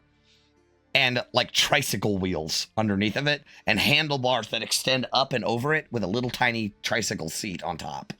So it's basically a tricycle with an enormous black metal engine on it. And he's looking at it and then looking at you guys and looking at it. And he's got this knife in his hand. What would you guys like to do? London is like aimed directly at it, but looking at August. Or... Bow down. Bow down. You put the bow down. Yeah. He's got his knife up, and he's like, not another fucking step, you filthy blood-raiding dune rats. I'll fucking get you. I'll cut a new asshole in your stomach. We mean you no harm. We're not fiends. We're not scavengers. We're travelers. Well, you certainly ain't warlords or raiders just like that. Clearly. What are you travelers? Not you're marauders or something. You're here to get my scrap. We don't want your scrap. Whatever you've laid claim to is yours. We just want to get to the fort. So you're not gonna try to kill me? Not unless you force us to. Oh, good. I did not want to die today. All right. What are you, a bunch of fucking primies? Yes, are you also mortal? I'm a brimling. I'm not sure what that means. A brimling. Oh, you fucking primies. We're new here. Brimling. It's non-devil folk that are born here in the Nine. Oh, I'm sorry to hear that. He does not catch your, like, he doesn't get it. So he's like, well, what are you doing here? Get out of here. This is my scrapping spot. Are you from Fort Knucklebone? Is that where you trade all this stuff? Yeah. What's it to you? We want to get in there. Do you think maybe we help you, you help us? What do you owe someone some chits? Because if you do, I ain't seen you. No, like I said, we're new. We haven't been here long enough to get in debt with anybody. Well, I mean, what do you want from me? We found another guy here who wasn't as amicable as you.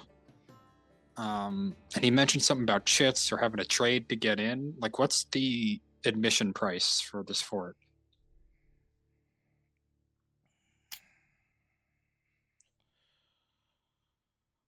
It's got walls, big ones, and they don't just let any poor sod walk in. You got to have chits, scrap, or something worth bartering. If you ain't got nothing, well, you best start digging. Because the collectorate, he don't take charity.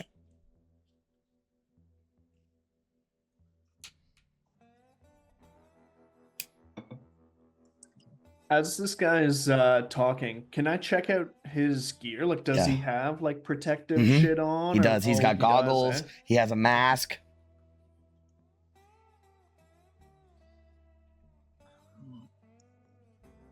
Does gold have any value down here? Gold! Gold won't get you squat. Chits is the trade round here. You might can cut a deal with it at the Scrappers Exchange. They have like a currency exchange place? Yeah, the Scrappers Exchange. I assume it's like 1,000 to 1 ratio.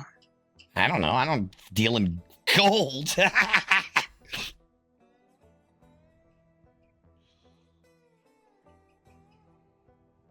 What about all that junk you have in your pack? It's mine. Yeah, I know. How do you know what's good from bad if we want to start ripping these things apart? I'm a scaver. You gotta know.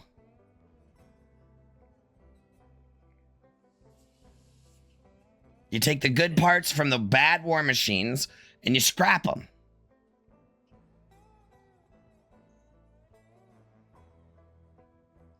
I'd like to gather your thoughts on a proposal. We just kind of hang out with you all day and kill any stuff that tries to kill you. And in turn, you just answer our questions about this place. So you ain't got chits? No. You ain't got scrap? No. Got soul coins? No. Make a deception check.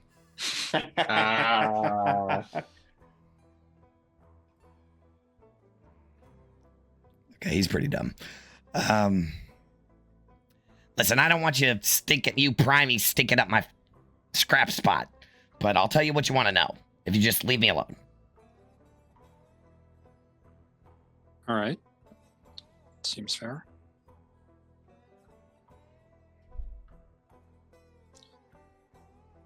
How can we obtain chits? How does one get them? What does a chit even look like? He will describe them as they're little black pieces of rock, like obsidian almost. They are generally shaped, but most of the time they're not. They're not all in unison. I'm guessing it's not as easy as just finding some obsidian and smashing it apart. No. It's a special kind of rock. It's the currency of like all of Avernus. Like you can buy stuff with chits if you come across anybody. So it's worth some. He has no idea where chits come from. Any work for mercenaries around here? Maybe up at the fort, but maybe at the fort you can get collection job, something like that, for bets and people who don't pay their whatever. A bounty hunter. Debt collectors. Debt collector. That's it. Yeah, well, there ain't no killing in the fort, so. Mad Maggie, she runs a tight ship. No fighting in the fort. Mad Maggie, you say? Collector lady thing you just mentioned earlier. No, the collector he's totally different. Are you guys not keeping up? No. Maggie, she runs the place. She's one of the warlords around here. But she's not as bad as some of the others. You won't see her much. She's up in the knuckle, watching, plotting, doing whatever hags do. You see her, it probably means you got something she wants, or you pissed her off. Either way, good luck. She's a hag. And the collectorate, he's a big bastard. Devil. The fort's tollkeeper. He handles bets and officiating deals. You ain't getting past the 4 gate lest he likes what you got. Trade, chit, soul coins, doesn't matter as long as it's worth something. Said bets as in gambling. Oh, yeah. Not much of a gambler myself, though. Do you think this one, and she's going to point over towards Lulu, do you think we'll get in any trouble for bringing our friend around? What is it? Some kind of pet? She's Lulu. She's pretty nice. Okay. I don't think she's going to cause any problems. If she doesn't cause any problems, you should be all right. In case I forget, remind me for Nistul's Magic Aura, Lulu, before we go in. All these smashed up machines around here, are there any working ones? Not that I've seen. And I've been scrapping this battlefield for a long time. Does it seem like he's lying? No, but he can't count, so he doesn't know how long. And also, I considered in this brief moment if there was such a thing as years, and there isn't. So, long time. I was more thinking he saw that little trinky. Oh, that's thing. that's his. Ah, Do you ask him about it? You'd be like, what about that? yeah. And that's mine. That's how I'm getting back to the fort. It's not yours. Don't fucking touch it. You came in here on that? Yes. Insight check. Make an insight check.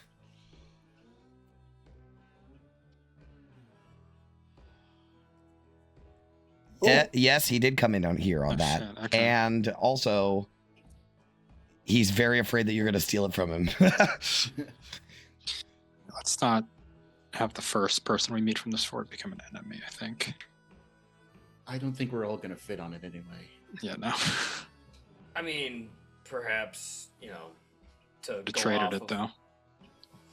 To go off of what Gauntlet said, we hang around here, but we have somewhat of a tinker with us too. Let's say if we just maybe start ripping through these machines, we tear out what we think looks good, we put it in a pile, you don't have to tear the shit out yourself, and it's all in a collective one spot, and we split it 50-50. You take the good stuff and you keep half of it, and we keep half of the other good stuff, so we can barter our way in. Win-win. We help you, you get gear. Ooh, boy, you are tapping into something that is very much his deal. Sharing. He will express to you,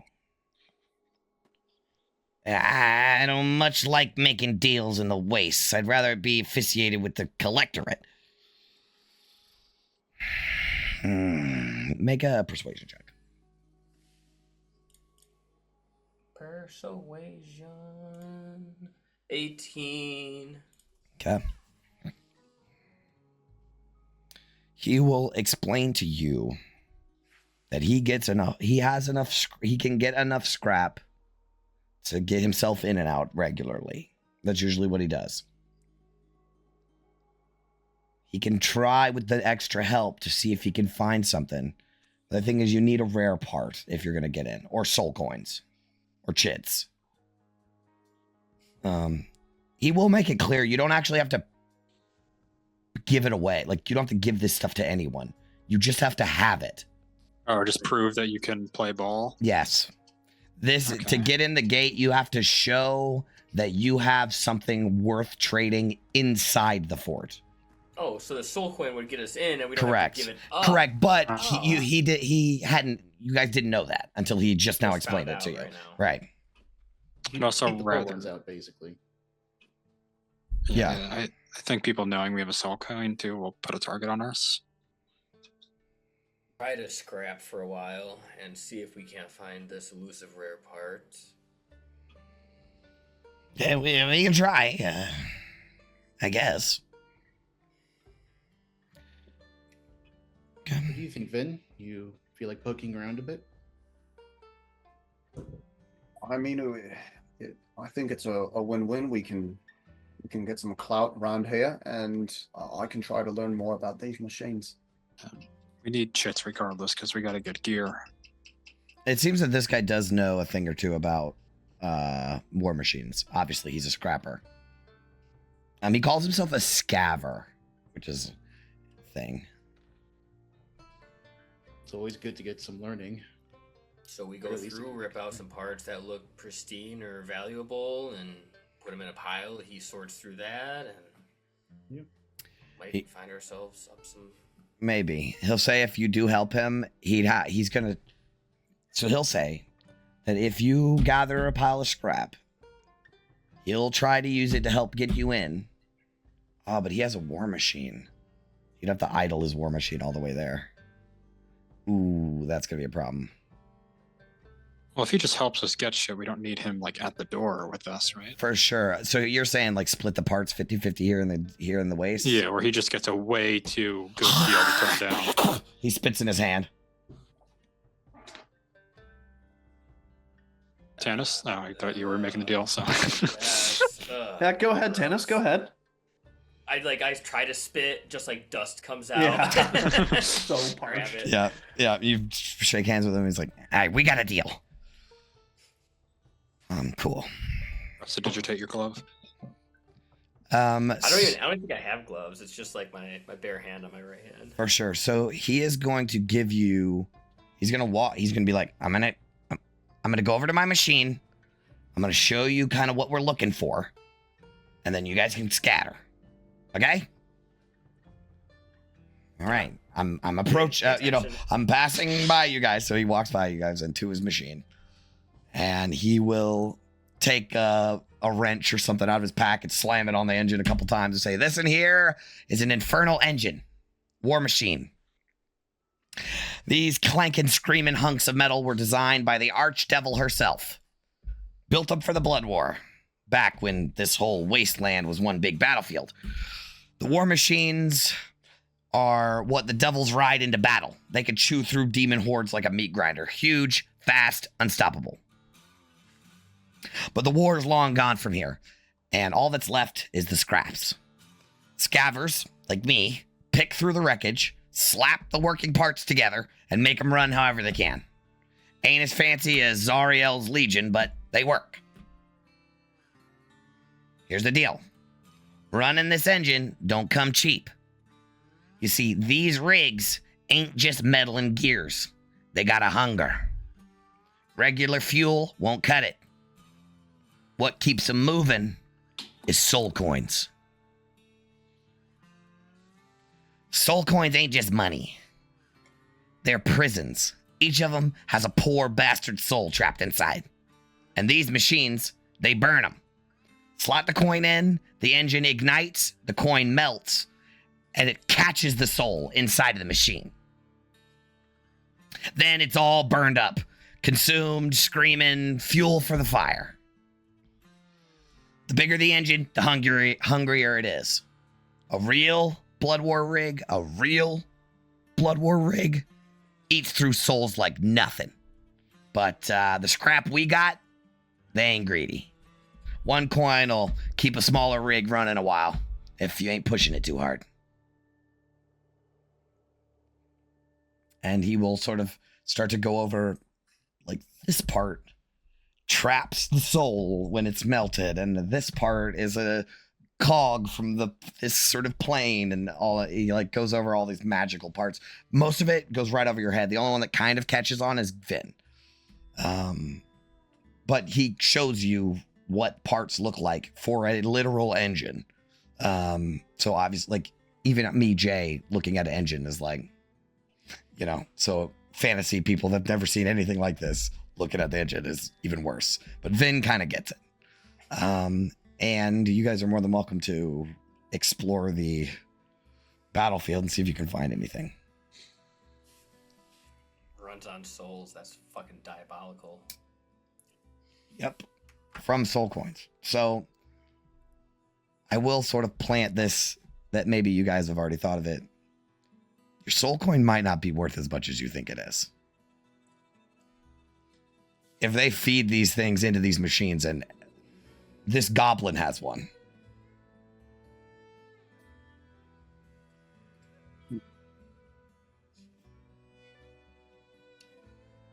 All right, so I guess, I mean, Tanis will start digging through and see if there's anything that looks Yep. like it's not. Make an investigation check. I'll let everybody do an investigation check. Yep. Vin, you can have advantage. You heard him, Django. It's a curvy thing with That a tracks. snake thing coming out of it. Oh, Nice, Vin. very nice. Oh, That is a wow. perfect one. Okay. I'm at the best Oh, times. wow. All right. London grabs a stick. He's like, there's no trees around. Where did this stick come from? All right. So let's say you guys search for like an hour or so. And you eventually come across some parts, some stuff. And you drag it over to where Scorchbait is. And, oh, by the way, his name is Scorchbait. And Scorchbait kind of flips through it and throwing parts around like, this is fucking worthless. London gives him the stick. He's like, this is a stick. Throws it. And he goes through everybody's stuff. So Vin, you find a legitimately rare part. Out of everything, like it was buried in the sand, you actually find like a legitimately rare part. Ophelia, Tanis, and August all find worthwhile stuff. I rolled a 6 on mine. Oh, I'm sorry. That's true. I was looking at the 18. Okay, so then August and Ophelia find worthwhile things that, according to him, it is comparable in price to the rare part. So he's like, I'll take this one, and you guys take that stuff. It sort of, in the sand, separates the pieces. And there's scrap metal. Like, most of you guys have no fucking clue what you're grabbing. So you just grab a bunch of stuff and put it in a pile, and he separates it out. He says, this one should go over here. Okay, now we're even. So we're taking the rare part, and Nope, he's taking the rare part.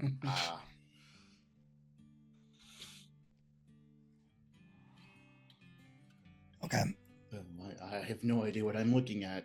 Vin, does this seem reasonable? Yeah, I mean, Vin will just like the things she found.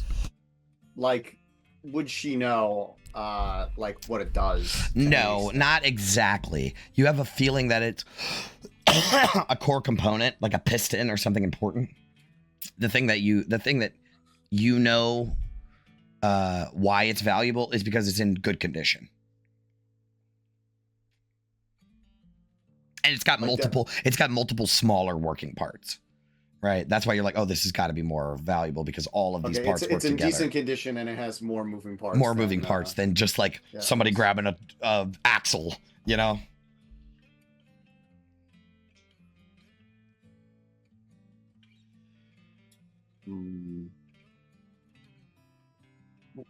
I don't know. This part I found, it seems quite interesting. You're saying it's the same value as the rest of this, yeah? Yeah, well, your pile's bigger than mine. You know, add it all together, yeah, it's about right.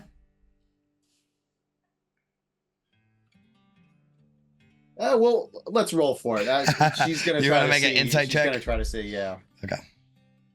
What does he think about it? Sure. She'll try to figure out the truth. Insight, please. Yep. Oh, that was a but good you roll. have disadvantage on insight checks. Oh, you Oh, do. shit. Oh, Because of the that's right. shield. You Sorry, I should keep my mouth dirty shut, bastard. right? I need to shut up. Take an Good inspiration, Tanis. Good call. Okay, so Okay, not bad. So you get that. First of all, this ain't this guy's first rodeo bartering parts like this.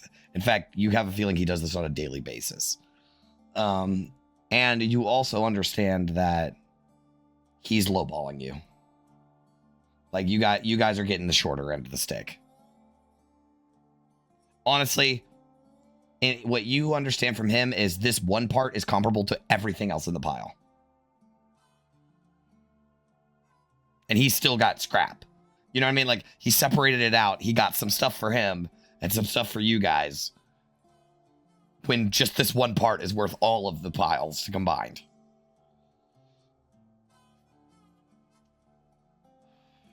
It's a good deal. 50-50. No, I don't know about the rest of you, but if you believe my opinion, I would say this one pot is actually, it might actually be worth more than the rest.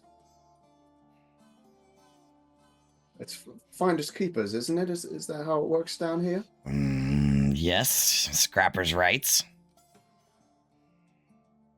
Scaver's rights, as well as Scaver's rights. Yes.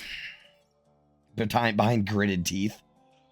Listen, I'm not particularly attached to this one, but maybe I would say it's not quite a 50-50, and she'll like proffer she'll proffer a gauntleted hand. Make a persuasion check. Persuade. Okay, now I gotta check. Like, yeah, and then I think that is advantage, right? Is that how that works? +1 bonus to charisma based checks. There you go. So +1. Persuasion. Yeah. Mm. So +1. I'll make a macro for it at some point, but for now we'll just tack one onto. Oh my goodness! Suddenly the good rolls. So this is obviously the shield. Vin's in her element, bro. Right. This is yeah. Vin's in her element. Absolutely, you're absolutely right about that. And the shield is affecting this situation, right? Vin has no idea though. She's thinking that she's like back in her shop, like making deals or whatever. Exactly. But that insight check that was a disadvantage. But the +1 to charisma is all about like the shield sort of forces manipulating you, right? So you become a little more devil tongued, right? And all right, what's your offer? Come on. Well, I mean, this plot right here, I think it would be fair since I found it. I would just hold on to it. Either that or, I don't know, you give us quite a bit more from your pile, I would say. And just remember, we have to carry all this shit back with us. And how in the fuck are you going to do that? After holding? We have a horse. And a bag of holding, that's true. All right. He will definitely go for the, you guys have more junk, I get the good part side of the deal. Like, that's what he's going for. He's like, all right, I'll give you my pile of scrap if you can be this one part. I think we try and flip that deal because we could find more shit. Deal. Make another persuasion check. This is fun. Come on, Vin. Do them dirty. Flip Get ready, because this is not the first or last time this is gonna happen. All right. Like in this area of the section of the campaign. I do have an inspiration I'm holding on to. Okay. Oh boy. Okay. This is where we might have to use it. Do you want to use your inspiration now? I mean, when you use it, you can pick. Let's see. I'm not gonna tell you the results of this until you decide. I think we might as well use it. Yeah. It could be all for naught though. Let's see. Oh. All right. Sounds like a good. Yeah, he gets it. He will say he'll break it down more. Then he'll be like, okay, well, if you're gonna keep more or this good part, then I'm right, because that's what it was. You wanted to keep the good part, and he keeps the whole pile of scrap. Yeah, no dice, man. He's like, here's the thing. I actually here's what he'll do. He'll add more to the offer. He'll be like, I will tell you literally whatever you want to know about you. Like, you can ask me questions for the next 30 minutes, and I will answer them if you let me have that good part. I've already asked you questions. I'll adjust All with right, more I- questions. Again, it's a 10, so it's kind of a success, kind of Yeah. a fail. So he's adding more counter offer. Then Here, what if instead of just more information, absolute secrecy, you don't tell anybody what we ask you from here on out? Fuck yeah. Okay. Yeah, that's good. You yeah, die Vin before will you, acquiesce. Yeah, for you know, sure. loose your lips. Yeah.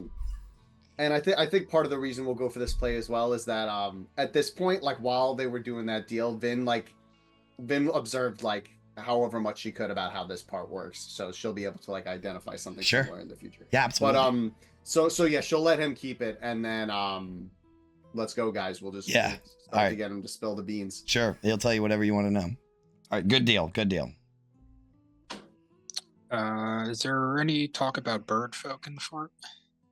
I mean, are you talking about the magpies? Yeah. I mean, not a lot of talk about it. Well, they did make that war machine recently, the one that Mad Maggie bought, but other than that, not much talk about that. Why? Do you owe them money? No, we want to talk to them. Okay. How would we go about that? Well, they're war machine mechanics. They got a garage in Rustfinger. They're good. I'll give them that, but I prefer the soot jackers myself. And just so to make sure, like about yay high, black feathers, beaks. Yeah, that's them. There's two of them. I reckon they're brothers, but I don't know. And they talk real funny. Where can we get the goggles and scarf or the attire that you have? You can buy Wastelander gear in Barterfinger.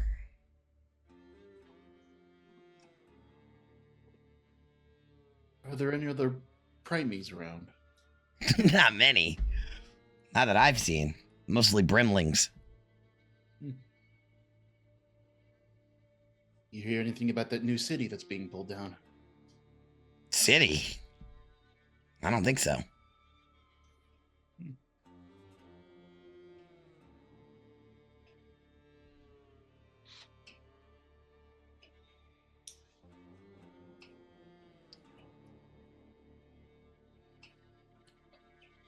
What can we do to avoid standing out so much then? Well, I'd start by changing my clothes. You look like a bunch of primies. That obvious?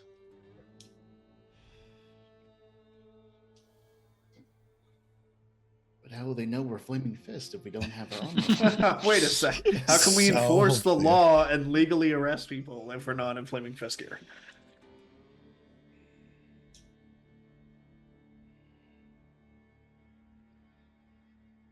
Also, word of advice, if you don't want any trouble, stay clear of the warlords. Avernus ain't all devils and demons. Since the war moved further disward, some folks have taken to carving out their own slice of whatever's left over. Warlords. They make gangs, take what they want, and kill who they please. Mean bastards with war machines. Muscle, and nothing better to do than tear through the waste looking for their next haul. You see dust on the horizon? Could be a storm. Could be something worse. Warlords make the rules on this side of the Ashen Peaks. If they want what you got, they'll take it. So don't go looking like targets. Those fancy pants uniforms you got on ain't gonna scare them off. These are other brimlings? There are all kinds of folks.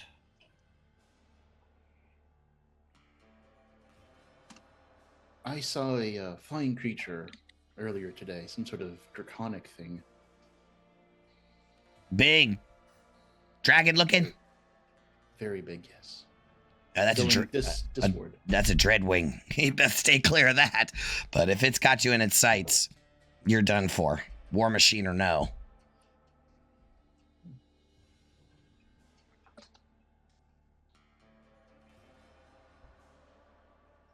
How far to get to Fort Knucklebone from here then? It's like a day's travel for him. But for you guys, it'll probably be another 2 days. Or another. So it's half a day's travel for him. It'll be another day for you guys. Basically, like a day and a half. You're like 3/4 of the way through this day. Basically, one more hex.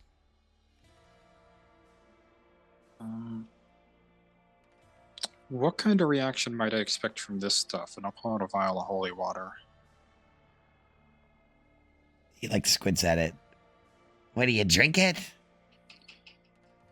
It'd hurt if a devil drank it. It's holy water. Well, I mean, don't give it to any devils, I guess. There's a few of them around the fort, but not that many. This just seemed like a rare thing down here, so I was wondering. It looks like water to me. And they got plenty of it at the still. Well, what's the still? Sorry. The still at the fort. It's where they clean the water. Fresh water. Does silver have any value besides coinage? I don't. You know, that's actually a good question. I hadn't considered that in my whole design of the economy.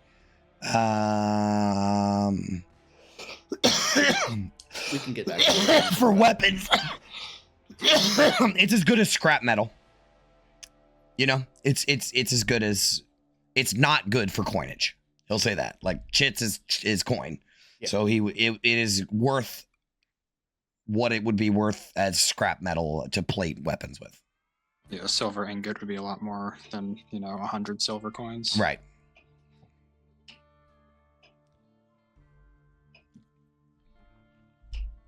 I have a couple silver javelins. We might make use of those if we have to.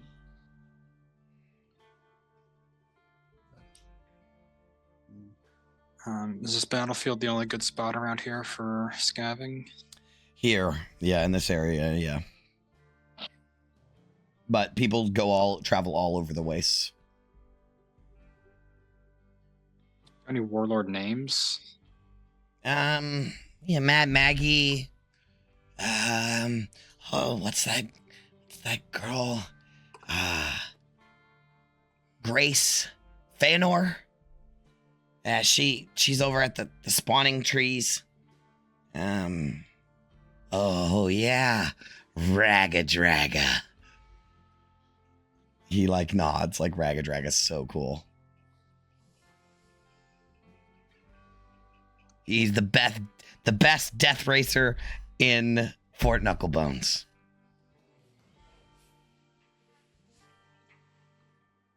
Sorry, Death Racer. Yeah, he's damn good and scary too. What's a Death Racer? He races in the death races. What do they race?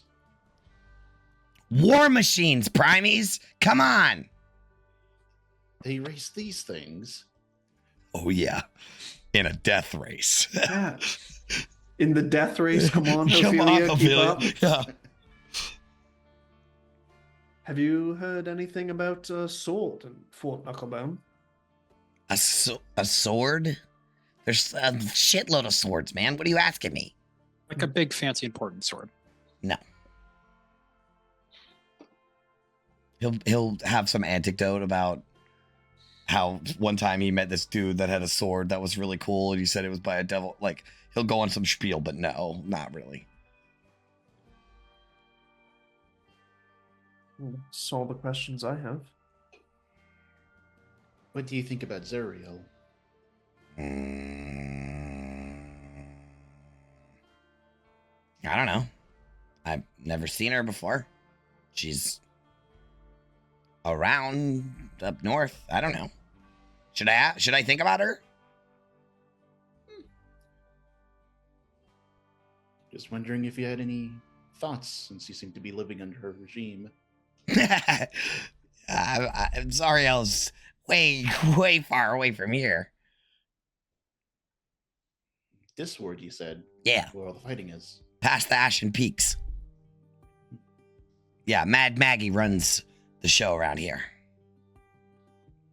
So I guess we're behind enemy lines right now. You're out of enemy lines. I guess there's just way in a different part entirely. Yeah, basically, yeah.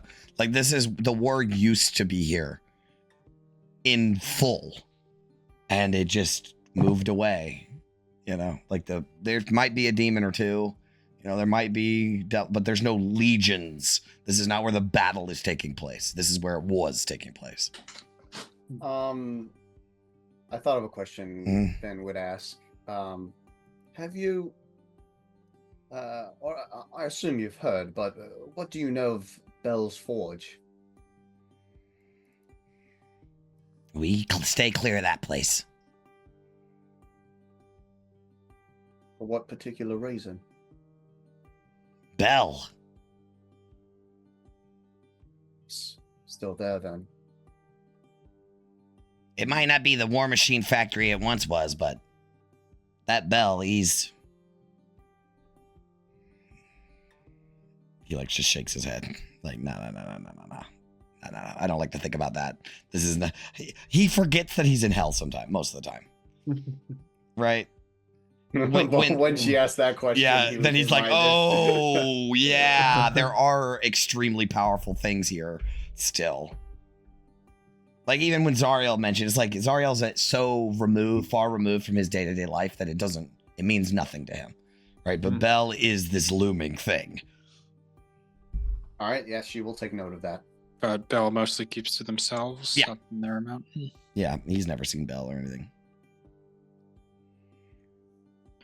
Sorry, I might be out of the loop. Bell's Forge. Yeah, Vin, what's that? I don't think Vin said that yet. Yes, one of the things that the shield whispered to me. Your shield whispers to you? This has been established, right? Yes, this is the goblin. Well, the goblin is this is asking. the goblin. The goblin's asking. Yeah. Vin, we'll talk about this later. Yeah. No. Let's get back to the shield thing. Let me see. He's like coming up to you now. He wants to check out your shield on your Our back. friend is very ill. Clearly, it's a mundane leather-bound shield. He knocks on it a couple times, listens, bites it a little. Seems all right to me. It's I see things in my dreams sometimes. I have a mental condition, you see. You might want to see the oh god, what's that guy's name? Doctor. Oh fuck. Well, I have a name. I have an NPC. Hold on. This is fun. Dr. Mallwright. Dr. Mallwright. If you're seeing things in your, if you're seeing things and hearing voices and shit, you should probably go see Dr. Mallwright. I haven't found a cure for my afflictions yet, but I'm always looking. Thank you. Yeah, Dr. Mallwright, he'll chop out whatever bits ain't working so good. Doctor. Have you ever been in love before? Everyone looks at London. Everybody's priorities: the fort, the forge. Like, Right. what do we find? London's like daydreaming with his kicking his head legs behind him. The goblin will say, Want to know if it exists here? I mean, I sure do love scrapping. Scrapping, picking. It's all good. I sure do love shrimping. Shrimp gumbo, shrimp. If you ever find your way back across the River Styx, back across the bridge, about days travel north, we found a wrecked vessel on the shore of the River Styx. Have your heart's content out there. Yeah, I can't cross the river. Why not? Well, I don't think he would actually know about that. He does not know how to cross the river. And he can't, with his war machine. Like, you physically can't, or you don't want to because you can't bring your war machine. He doesn't want to, I'm sure he's heard of the bridge, but he doesn't want to go to the bridge because he needs his war machine.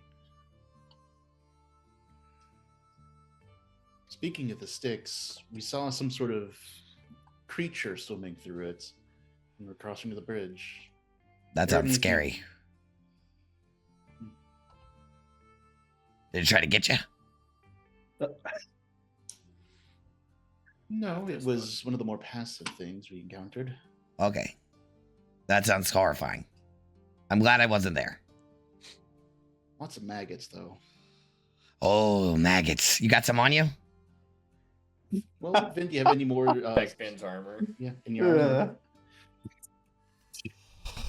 She like unlatches like a piece of her like shoulder pad or whatever and pulls out like a pile of dust. Oh, this is great. Fried ones, yeah. He's like, these are fantastic, perfectly charred. So, what else do you guys eat down here? Rations, charbacks, dune rats. He just lists off a bunch of obscure animals that you've never heard of. Hell beasts. Hellboars, yeah. Okay, good thing we packed lunch. Maggots is a good one. And where does the water come from? He thinks about it, and he doesn't rightly know. Well, this has been helpful.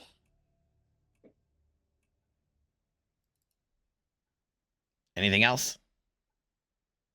Just take our one rare piece then and be on our way, I suppose. I will say one last thing. Knucklebones ain't a lawless place. No, sir. No fighting, no stealing, no skimping on a deal. You break the law, you're getting tossed to work in the furnace or the flesh pit, and ain't nobody coming back from that better off. Mad Maggie has a tight grip. And you don't want to break the rules. Noted.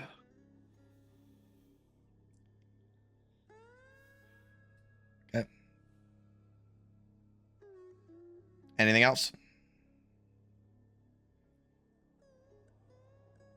No. Okay. All right, you guys, we agreed on you guys taking the nice part, him taking the scrap, and he'll Well, have. Yeah, is that what I thought it was the other way, but Was it the other way? Listen, you can't play off of my bad memory. Oh, okay. No, it was he- the other way. He got the Yeah. good rare piece. Yay. Yeah, he Yeah. got the good piece and we got the information. Nice. I feel like that, you know, the information and a lot of other lesser stuff. Sure. Right. Okay, that's I fine. might have not said anything if I didn't roll a 1 on that last check. but- You can't. He would remember, obviously, very well his end of the bargain. I just don't. Okay, so if that concludes everything you wanted to ask him, he'll be like, "I'd like to say that this has been fun, but it hasn't. Oh. I got scrap, and you got whatever the hell you guys are doing. I might see you around if the wastes don't swallow you first. Stranger things have happened. Farewell." And he's gonna walk over to his war machine and pull like a cord on it, and it starts up. And when this engine starts, it is extraordinarily loud. I mean, this thing is like no muffler blasting, right? But you can hear faintly inside of the machine as fire shoots out from the side of it. You can hear screaming coming from inside the engine and black smoke trail out of it. And he gets on it and he has to climb up to the sides of it, right? And it's just him sitting crisscross on top of a giant engine with 3 little wheels. And as soon as he presses go, that bitch is gone. It just fucking zooms off. With his little piece he has, like he's headed to the fort. He got what he needed. That was a good Zoom sound effect you did, by the way. Thanks. Very throaty. Thanks. And he's gone, leaving a trail of dust in everybody's faces as you cough from the smoke of a burned soul and the dust. And we're going to take a real quick break, and then we'll come back. All right? Oh, yeah. In a second. All right, see you guys in a minute.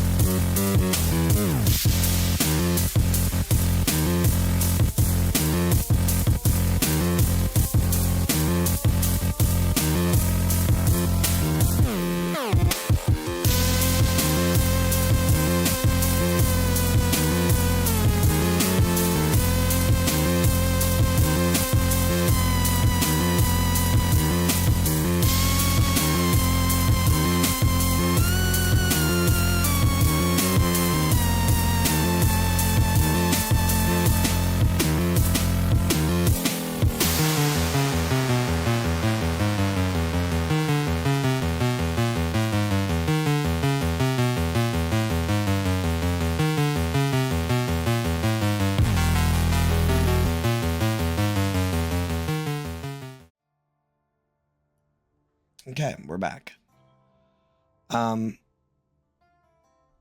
So I will say, because of the shit navigation rule, you guys are actually in this square, which is not the worst case scenario. There's no going backwards, so you could have either gone up or down, and you ended up going down, so it's not too bad. Is there anything else you guys would like to do today? I think it might be worth spending a couple hours just scavenging so we have stuff to buy gear with. Okay.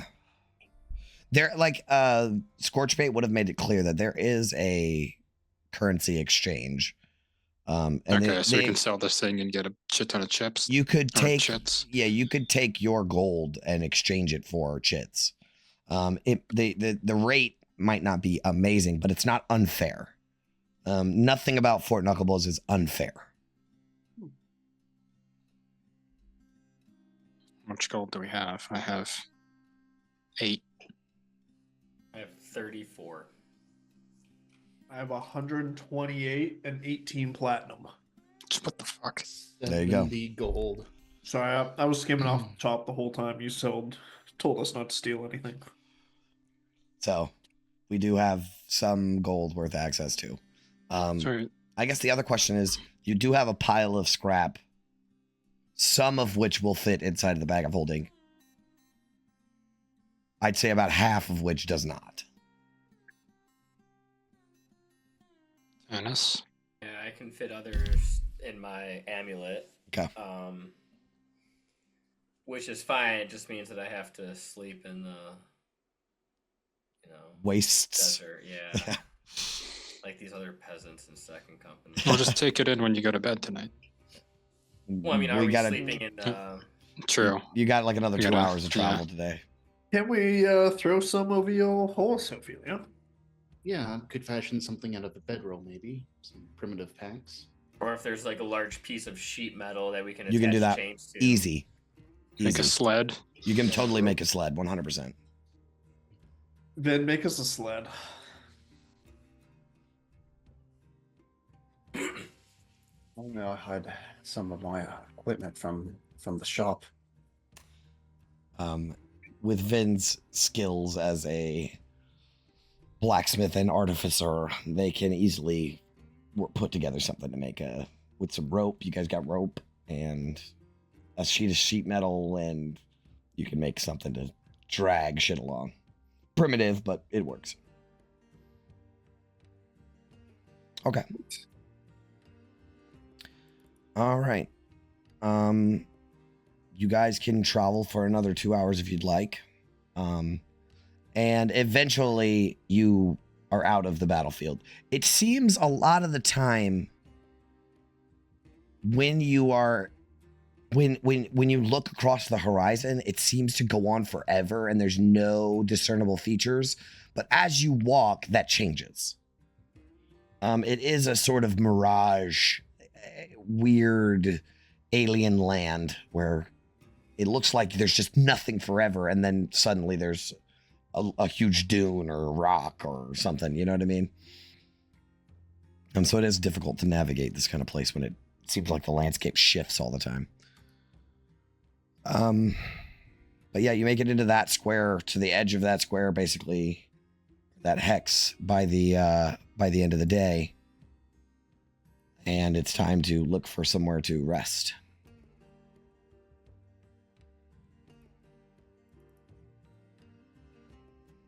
I'm like over 29 on these, August, if you want to give her a go.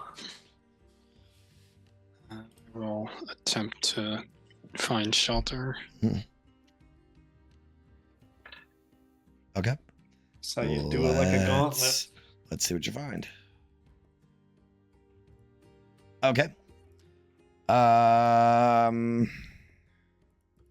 can just describe it as an overview. You find a long forgotten war trench. Like a trench built for warfare. Its walls are reinforced with black metal plating. And at one end is a half collapsed bunker. like a bunker, from like if they like built it out of metal, but it seemed to have been placed here as part of like whatever this trench was. And this might have been a whole series of trenches that has been covered up by sand over time. This is just the one section that wasn't.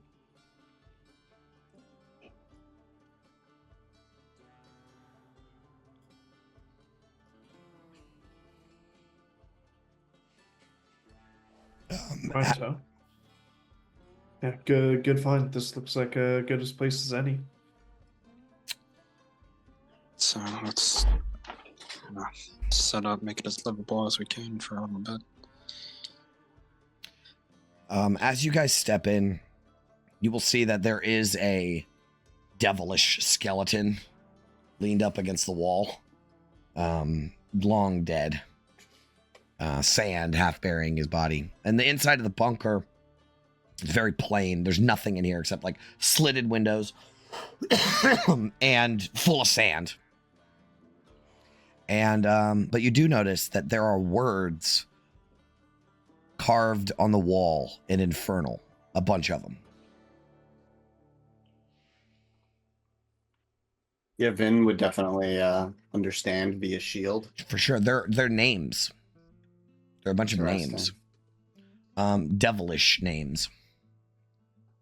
And you will see the biggest written in the wall is 8th Infantry Legion. 8th Infantry Legion. And then underneath of it, it says in quotes, Terror Incarnate.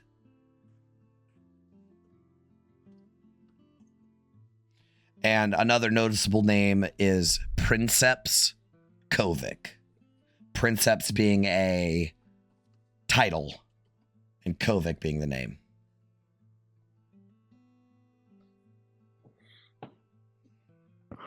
Latin for emperor. Is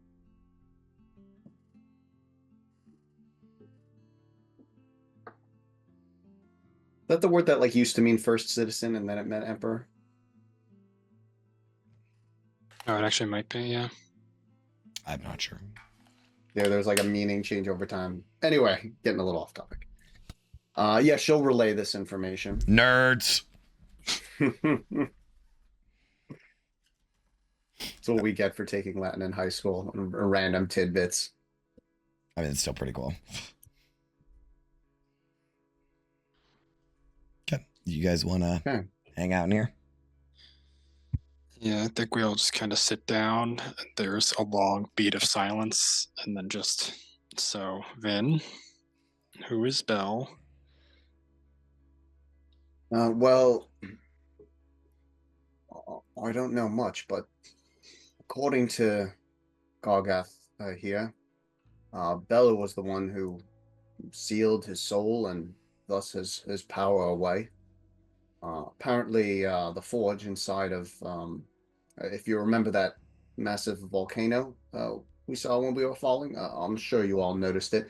You can still see it sometimes. At least we should have seen it at some point. You were saying that like the landscape. Yeah, you saw it. Yeah, no, barren, everyone fucking saw. But we that, definitely saw it. Yeah, all of you definitely saw this massive volcano. Like, just you could not believe how incredibly big it was.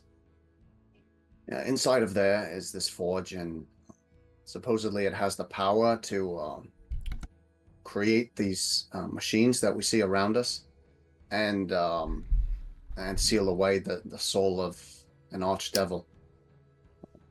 Powerful magic. As I was saying before, I think it would be a desperate last resort, but if we go there and somehow avoid this bell, we may be able to unlock the true power within the shield, for good or not.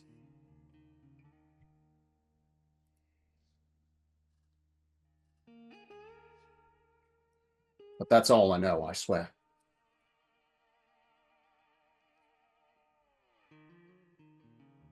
So this Gargoth is asking you to go to release him in this forge. He hasn't made a deal or anything of that nature. But yes, he told me these facts. And, well, I'm sure he clearly wants to be freed. As I said, I like to think of it as last resort of our slaves. Things really go terribly.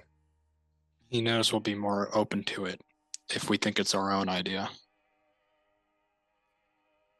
The devilish way, I suppose.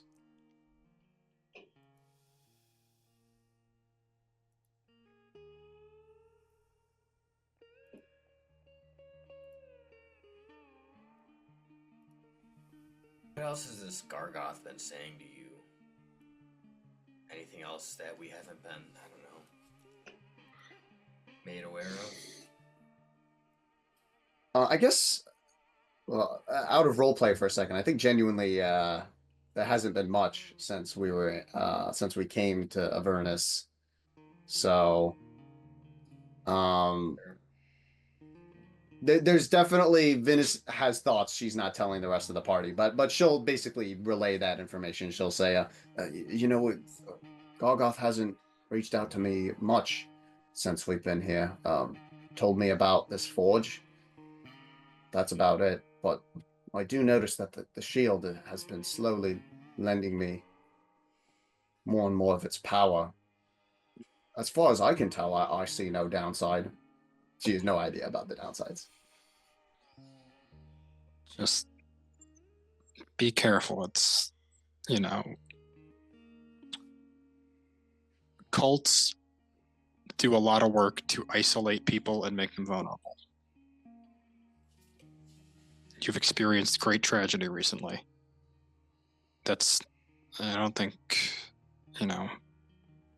anybody can deny that you are in a place where this thing is trying to take advantage of that.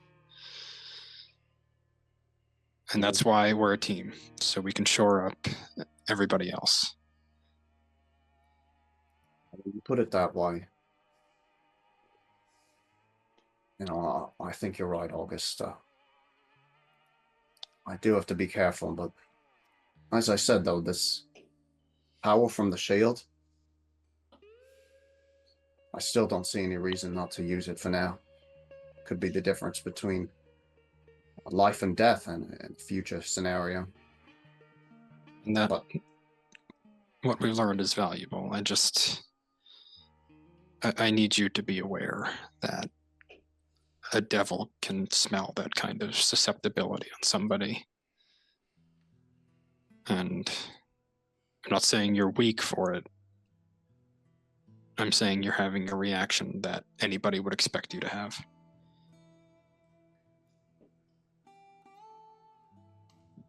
Sometimes I try not to even think of his name, of Gatz's name.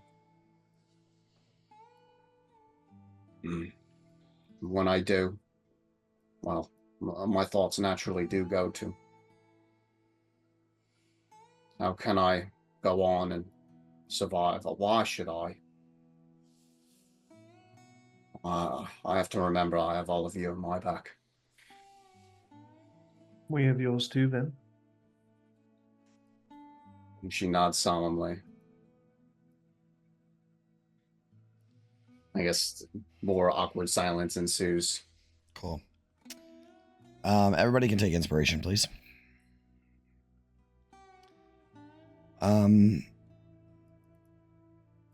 Besides just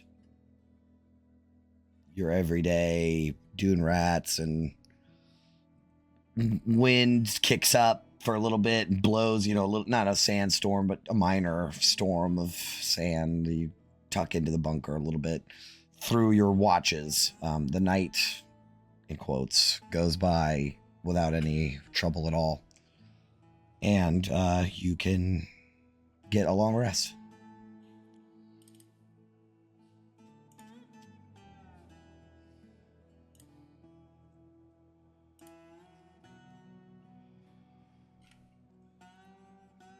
And the next day will ensue.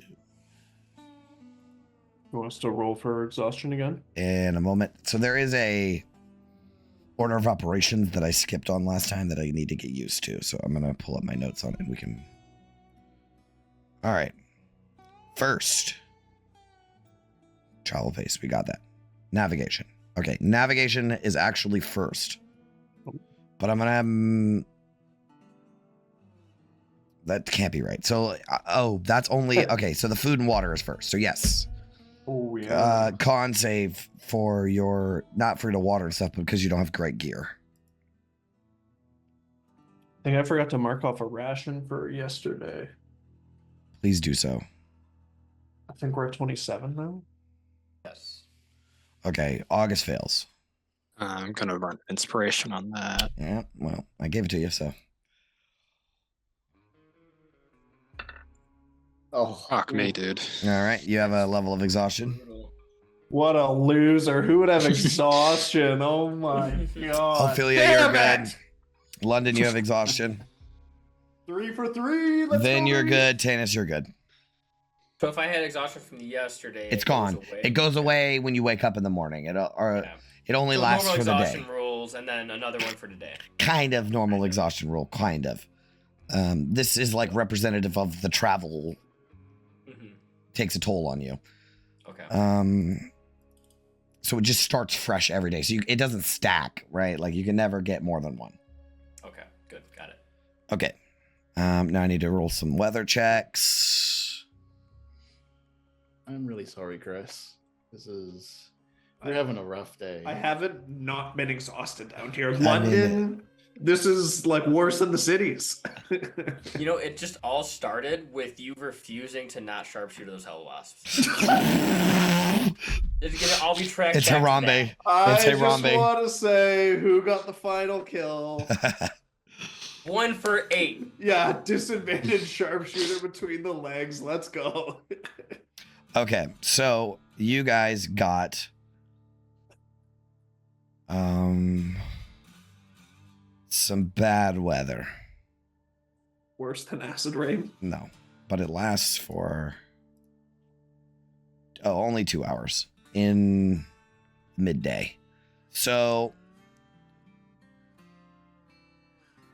yeah, around midday. So a constant moaning wind sweeps across the wasteland, carrying grit, cinders, and distant echoes of screams. The only thing that really matters is you have disadvantage on ranged attacks and perception checks that rely on sound, but it only lasts for about 2 hours during the midday. So it's hard for you guys to, it's kicking up dust and you got to pull your shirts over your face to not breathe it in. And it just smells bad. And it's just this thick wind, but it doesn't really affect you too much. And you have random encounters. Okay, let me roll for that. Okay.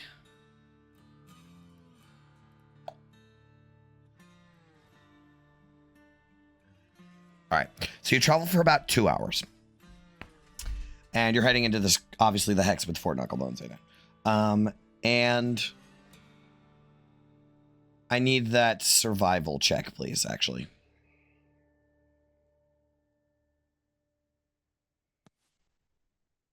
I can give it to Will. Let's go. 8. Tanis looks so pissed. Do you have off a at do you have our a scout. you have a guidance? You have a guidance. Roll guidance. I need you to do just a little bit better. Dennis has no Okay. idea that the scout is leading us in the completely wrong direction. Okay, so he's not leading you in the wrong direction because after about 2 hours, you realize that you are going in the wrong direction. But you're veering, right?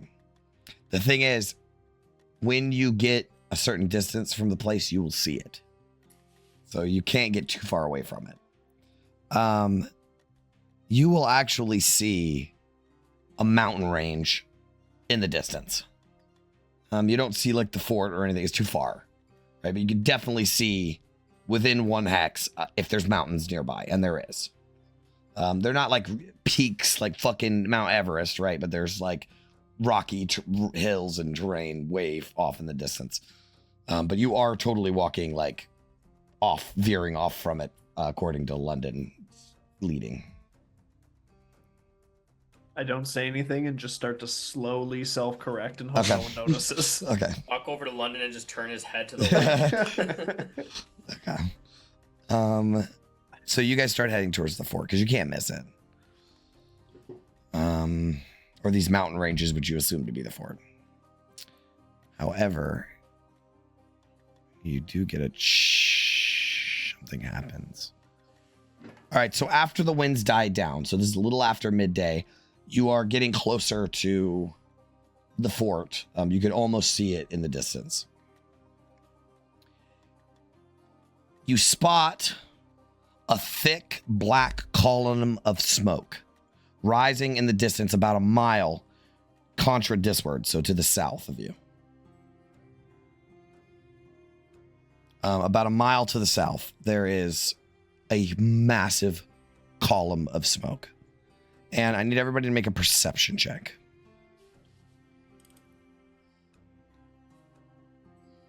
13. 22. Okay. So let's start with who. So then you can't make out any specifics. Ophelia, what you get is that from the distance you can see the smoke is billowing from a twisted wreck, a mass of jagged metal. That's all you can tell.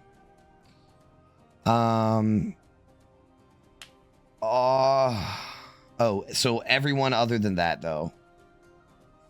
So Tanis, August, and London, you guys get more information. So you can tell it's a massive jagged metal like Ophelia can, but you can also tell it appears to be a demolished Infernal War Machine. The engine is what is belching the smoke. And then if you squint, you can tell it appears to have happened recently.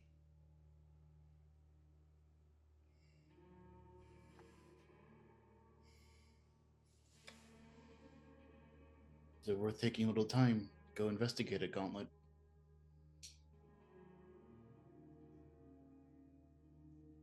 I'm wary of what destroyed it. Could be scrap if it's recent. Could also be a giant dragon thing in the area that just ate a massive metal machine.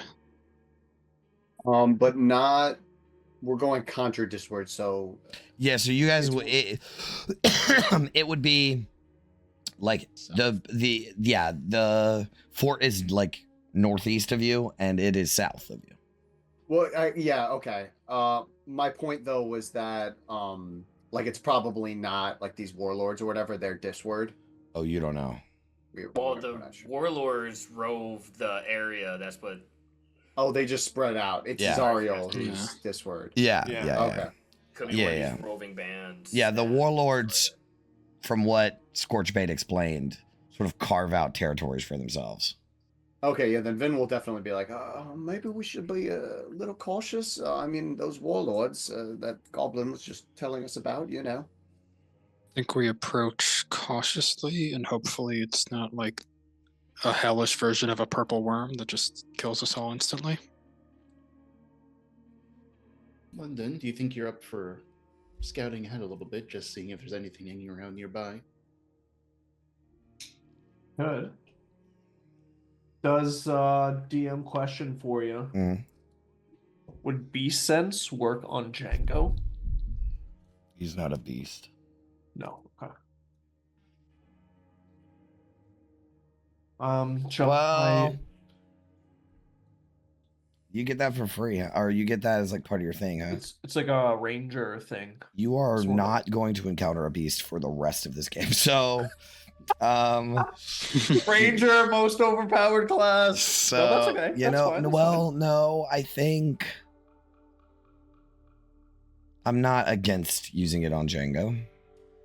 It's like turning Django into familiar almost.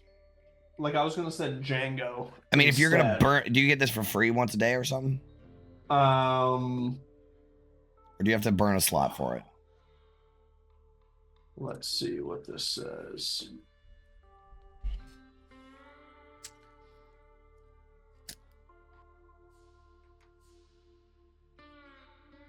It's this thing, I think.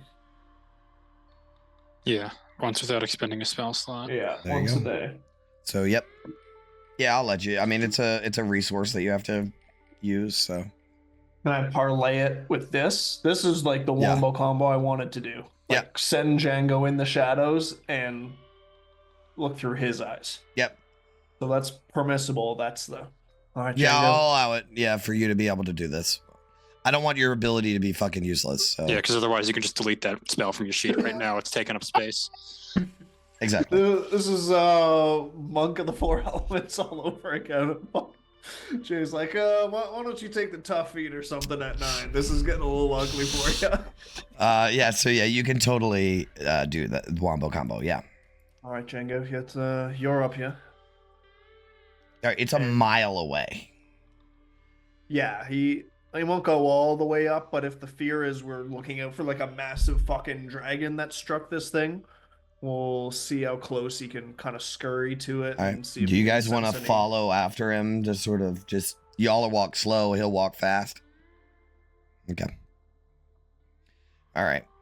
In that case, You're on mute. Just August. hold London's hand so he doesn't trip over wreckage in the waste. yeah. I was gonna just throw him over her shoulder or something. That works. All right. So, It's over a horse like a dead body. Django gets there first. And there is a large war machine that lies on its side. And there is an inferno of flames spewing out of it. Like you could not get anywhere near this machine without like it being burning you. It is so just completely on fire. However, nearby, there are several humanoid corpses that are strewn about.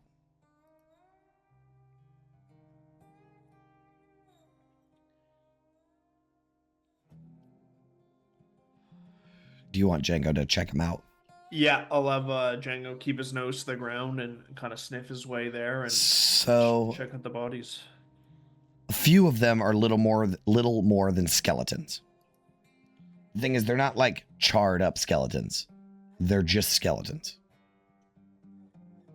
Others are pale skinned and bloated. Their flesh crudely stitched together. Some of their bodies split open, spilling fetid, congealed blood. And then closer to the wreck, a few of the bodies are charred beyond recognition.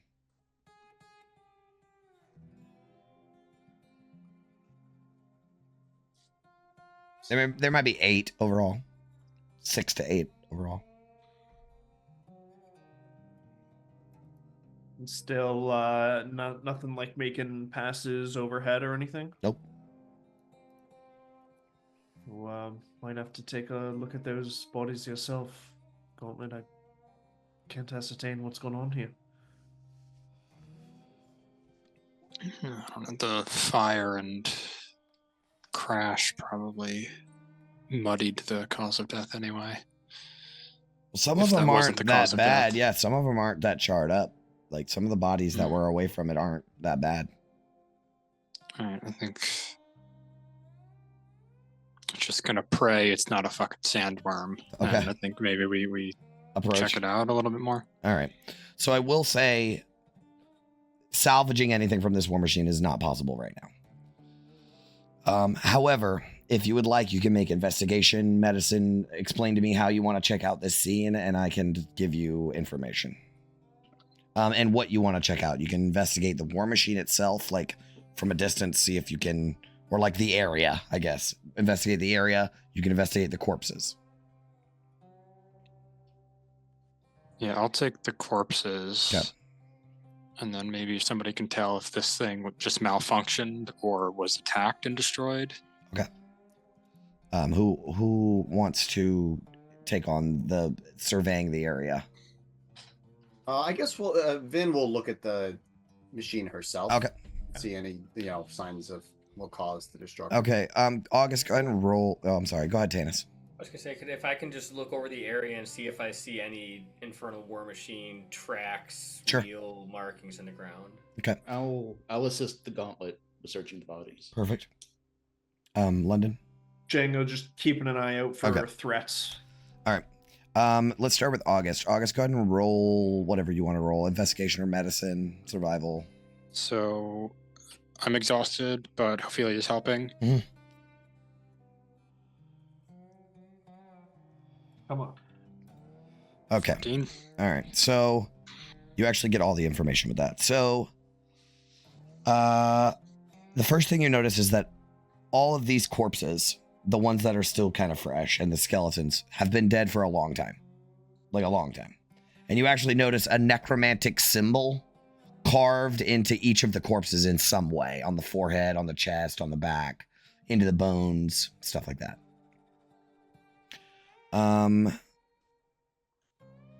These creatures were undead. That's the next. I have like levels of information that you get. So the next level is actually, they've been dead for a long time because they are undead. But they were recently killed by weapons or the fire. The charred up ones are obviously killed by the fire, but appears to be weapons. And specifically piercing weapons, some of them, but a powerful bludgeoning weapon killed a lot of them. Or crushed them post-mortem. But all of them have this weird necromantic symbol on it. And you can make a check if you'd like to know more about that in Arcana. Yeah, I just had a question about the damage. Like when you said bludgeoning damage, like focused, like somebody hit him with a large hammer, Yes. or spread out like they were run over? No, like somebody hit them with a large hammer. Okay. And then you said what, like religion or arcana for the Arcana symbol? is preferred.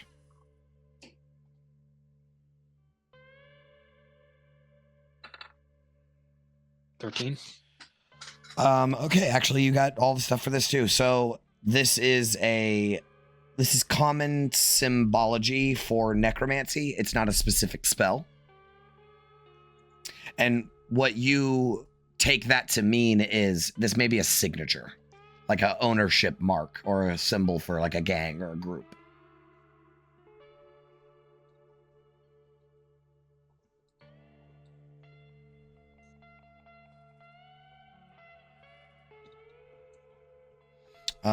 Okay, that's all you get for that. Do you have any questions about that? Nope. Okay. Everyone else that was doing investigating. So Tanis and Vin, go ahead and roll me some checks. You want survival for checking for traps? Yeah, sure. I don't see shit. Nah, you're not sure. So Vin, you get, again, levels of stuff.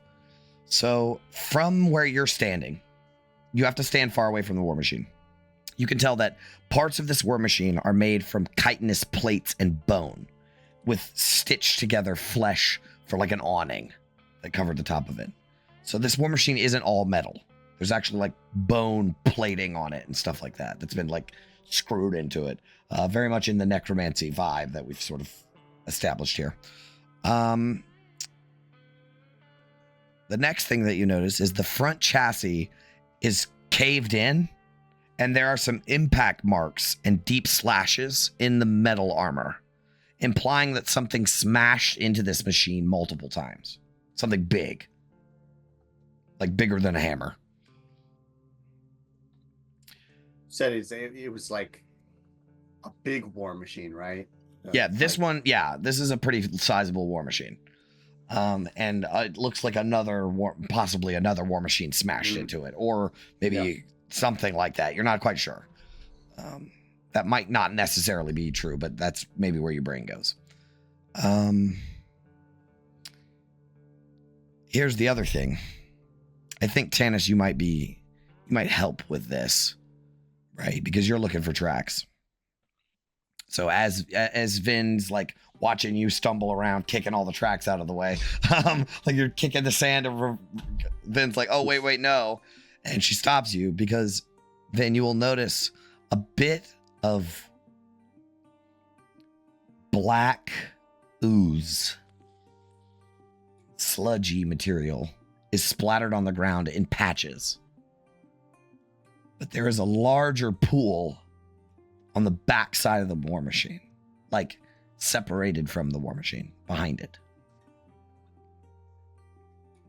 And you think that this is demon ichor, the same stuff that you've seen in the chapel, the ossuary. Yeah, the underground in the ossuary. You Yeah. shall say this to Tanis or whoever else is nearby. For sure. You will also notice that there are several deep tire tracks that lead away from the scene. They lead southeast, contra dis abyssward.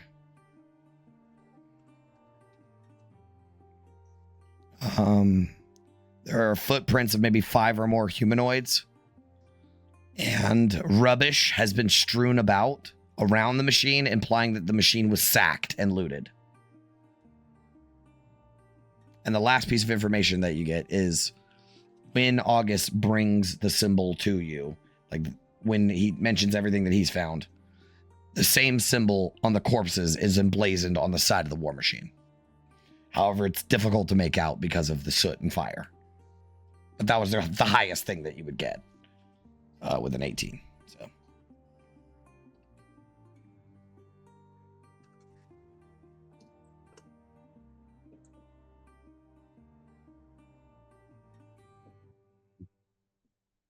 Seems like a slightly unusual war machine compared to the rest. Some kind of necromantic theme we've established. I don't know if it has anything to do with the demonic black ichor, but definitely something weird going on here. I guess is that one of the warlords is a necromancer?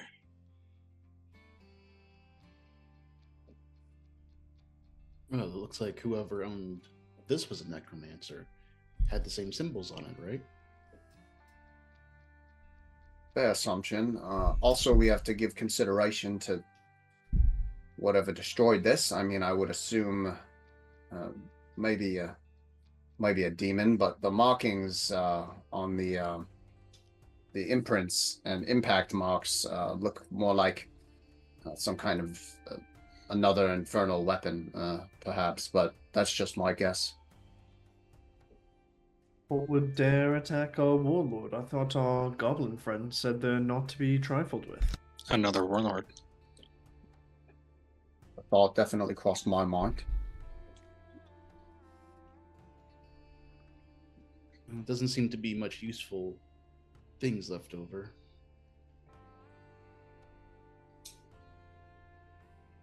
That means we're in close proximity to the winning warlord and that we should perhaps retire. Yeah, and they have a war machine. We don't. Let's start making tracks. Big Smile versus one war machine. I would love to see that. We can take it. Yeah, London will start leading back the opposite direction, back towards the fort then. All right, so you will get to the fort by, quote, the end of the day. But I think it's fair to say that because there's no night, you guys could, like, it's more like you're resting being in town. You know, as long as you don't, like, fight a bunch of shit, which you won't, you should be safe to, like, explore to your heart's content until you feel like it's time for bed. Your current exhaustion still stands until you take a long rest. But I want you guys to know that as you travel and get closer to this mountain range, this small series of mountains, on the horizon, a jagged shape rises from the wastes, wavering in the heat. A rust-colored rock formation, shaped like a gargantuan hand, struggling to tear from the earth. Between its fingers are dark gaps formed by shadowed recesses barely visible. Encircling the base of this hand is a sprawling, haphazard wall of metal debris, spikes, and bones. Even at this distance, you can see smoke rising in thin plumes throughout the compound. And I'm going to give you guys a handout of Fort Knucklebones. Oh boy, I'm excited for this shit. Where is my fucking handouts? It's in Avernus.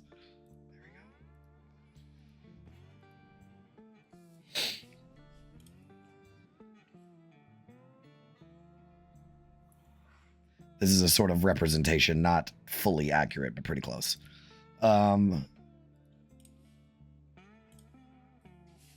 And let me reveal it on the map, even though you guys already know where it is, obviously.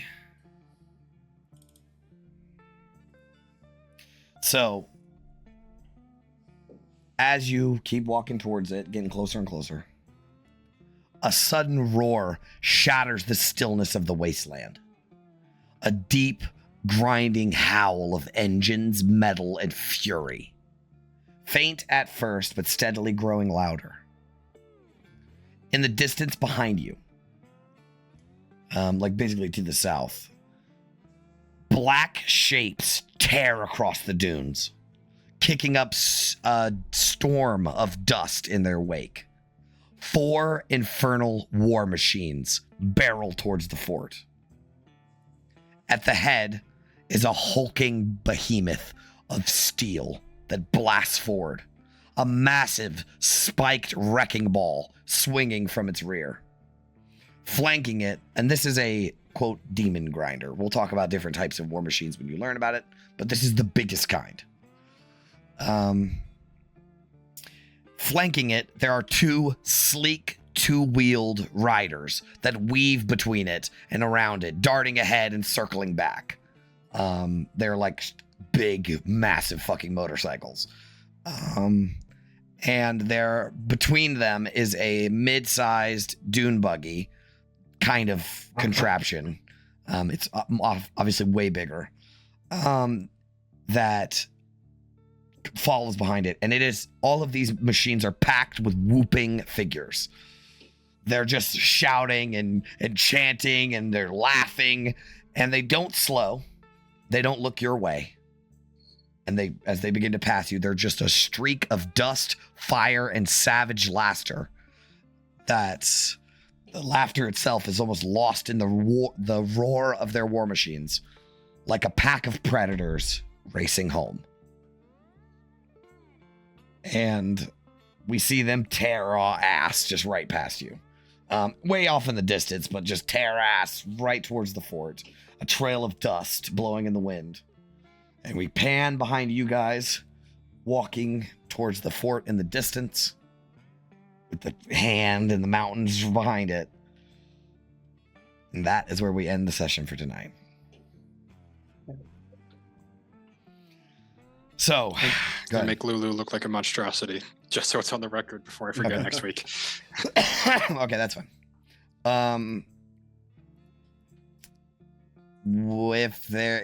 Thank you everyone so much for watching. We will see you all on the next dive into The Descent.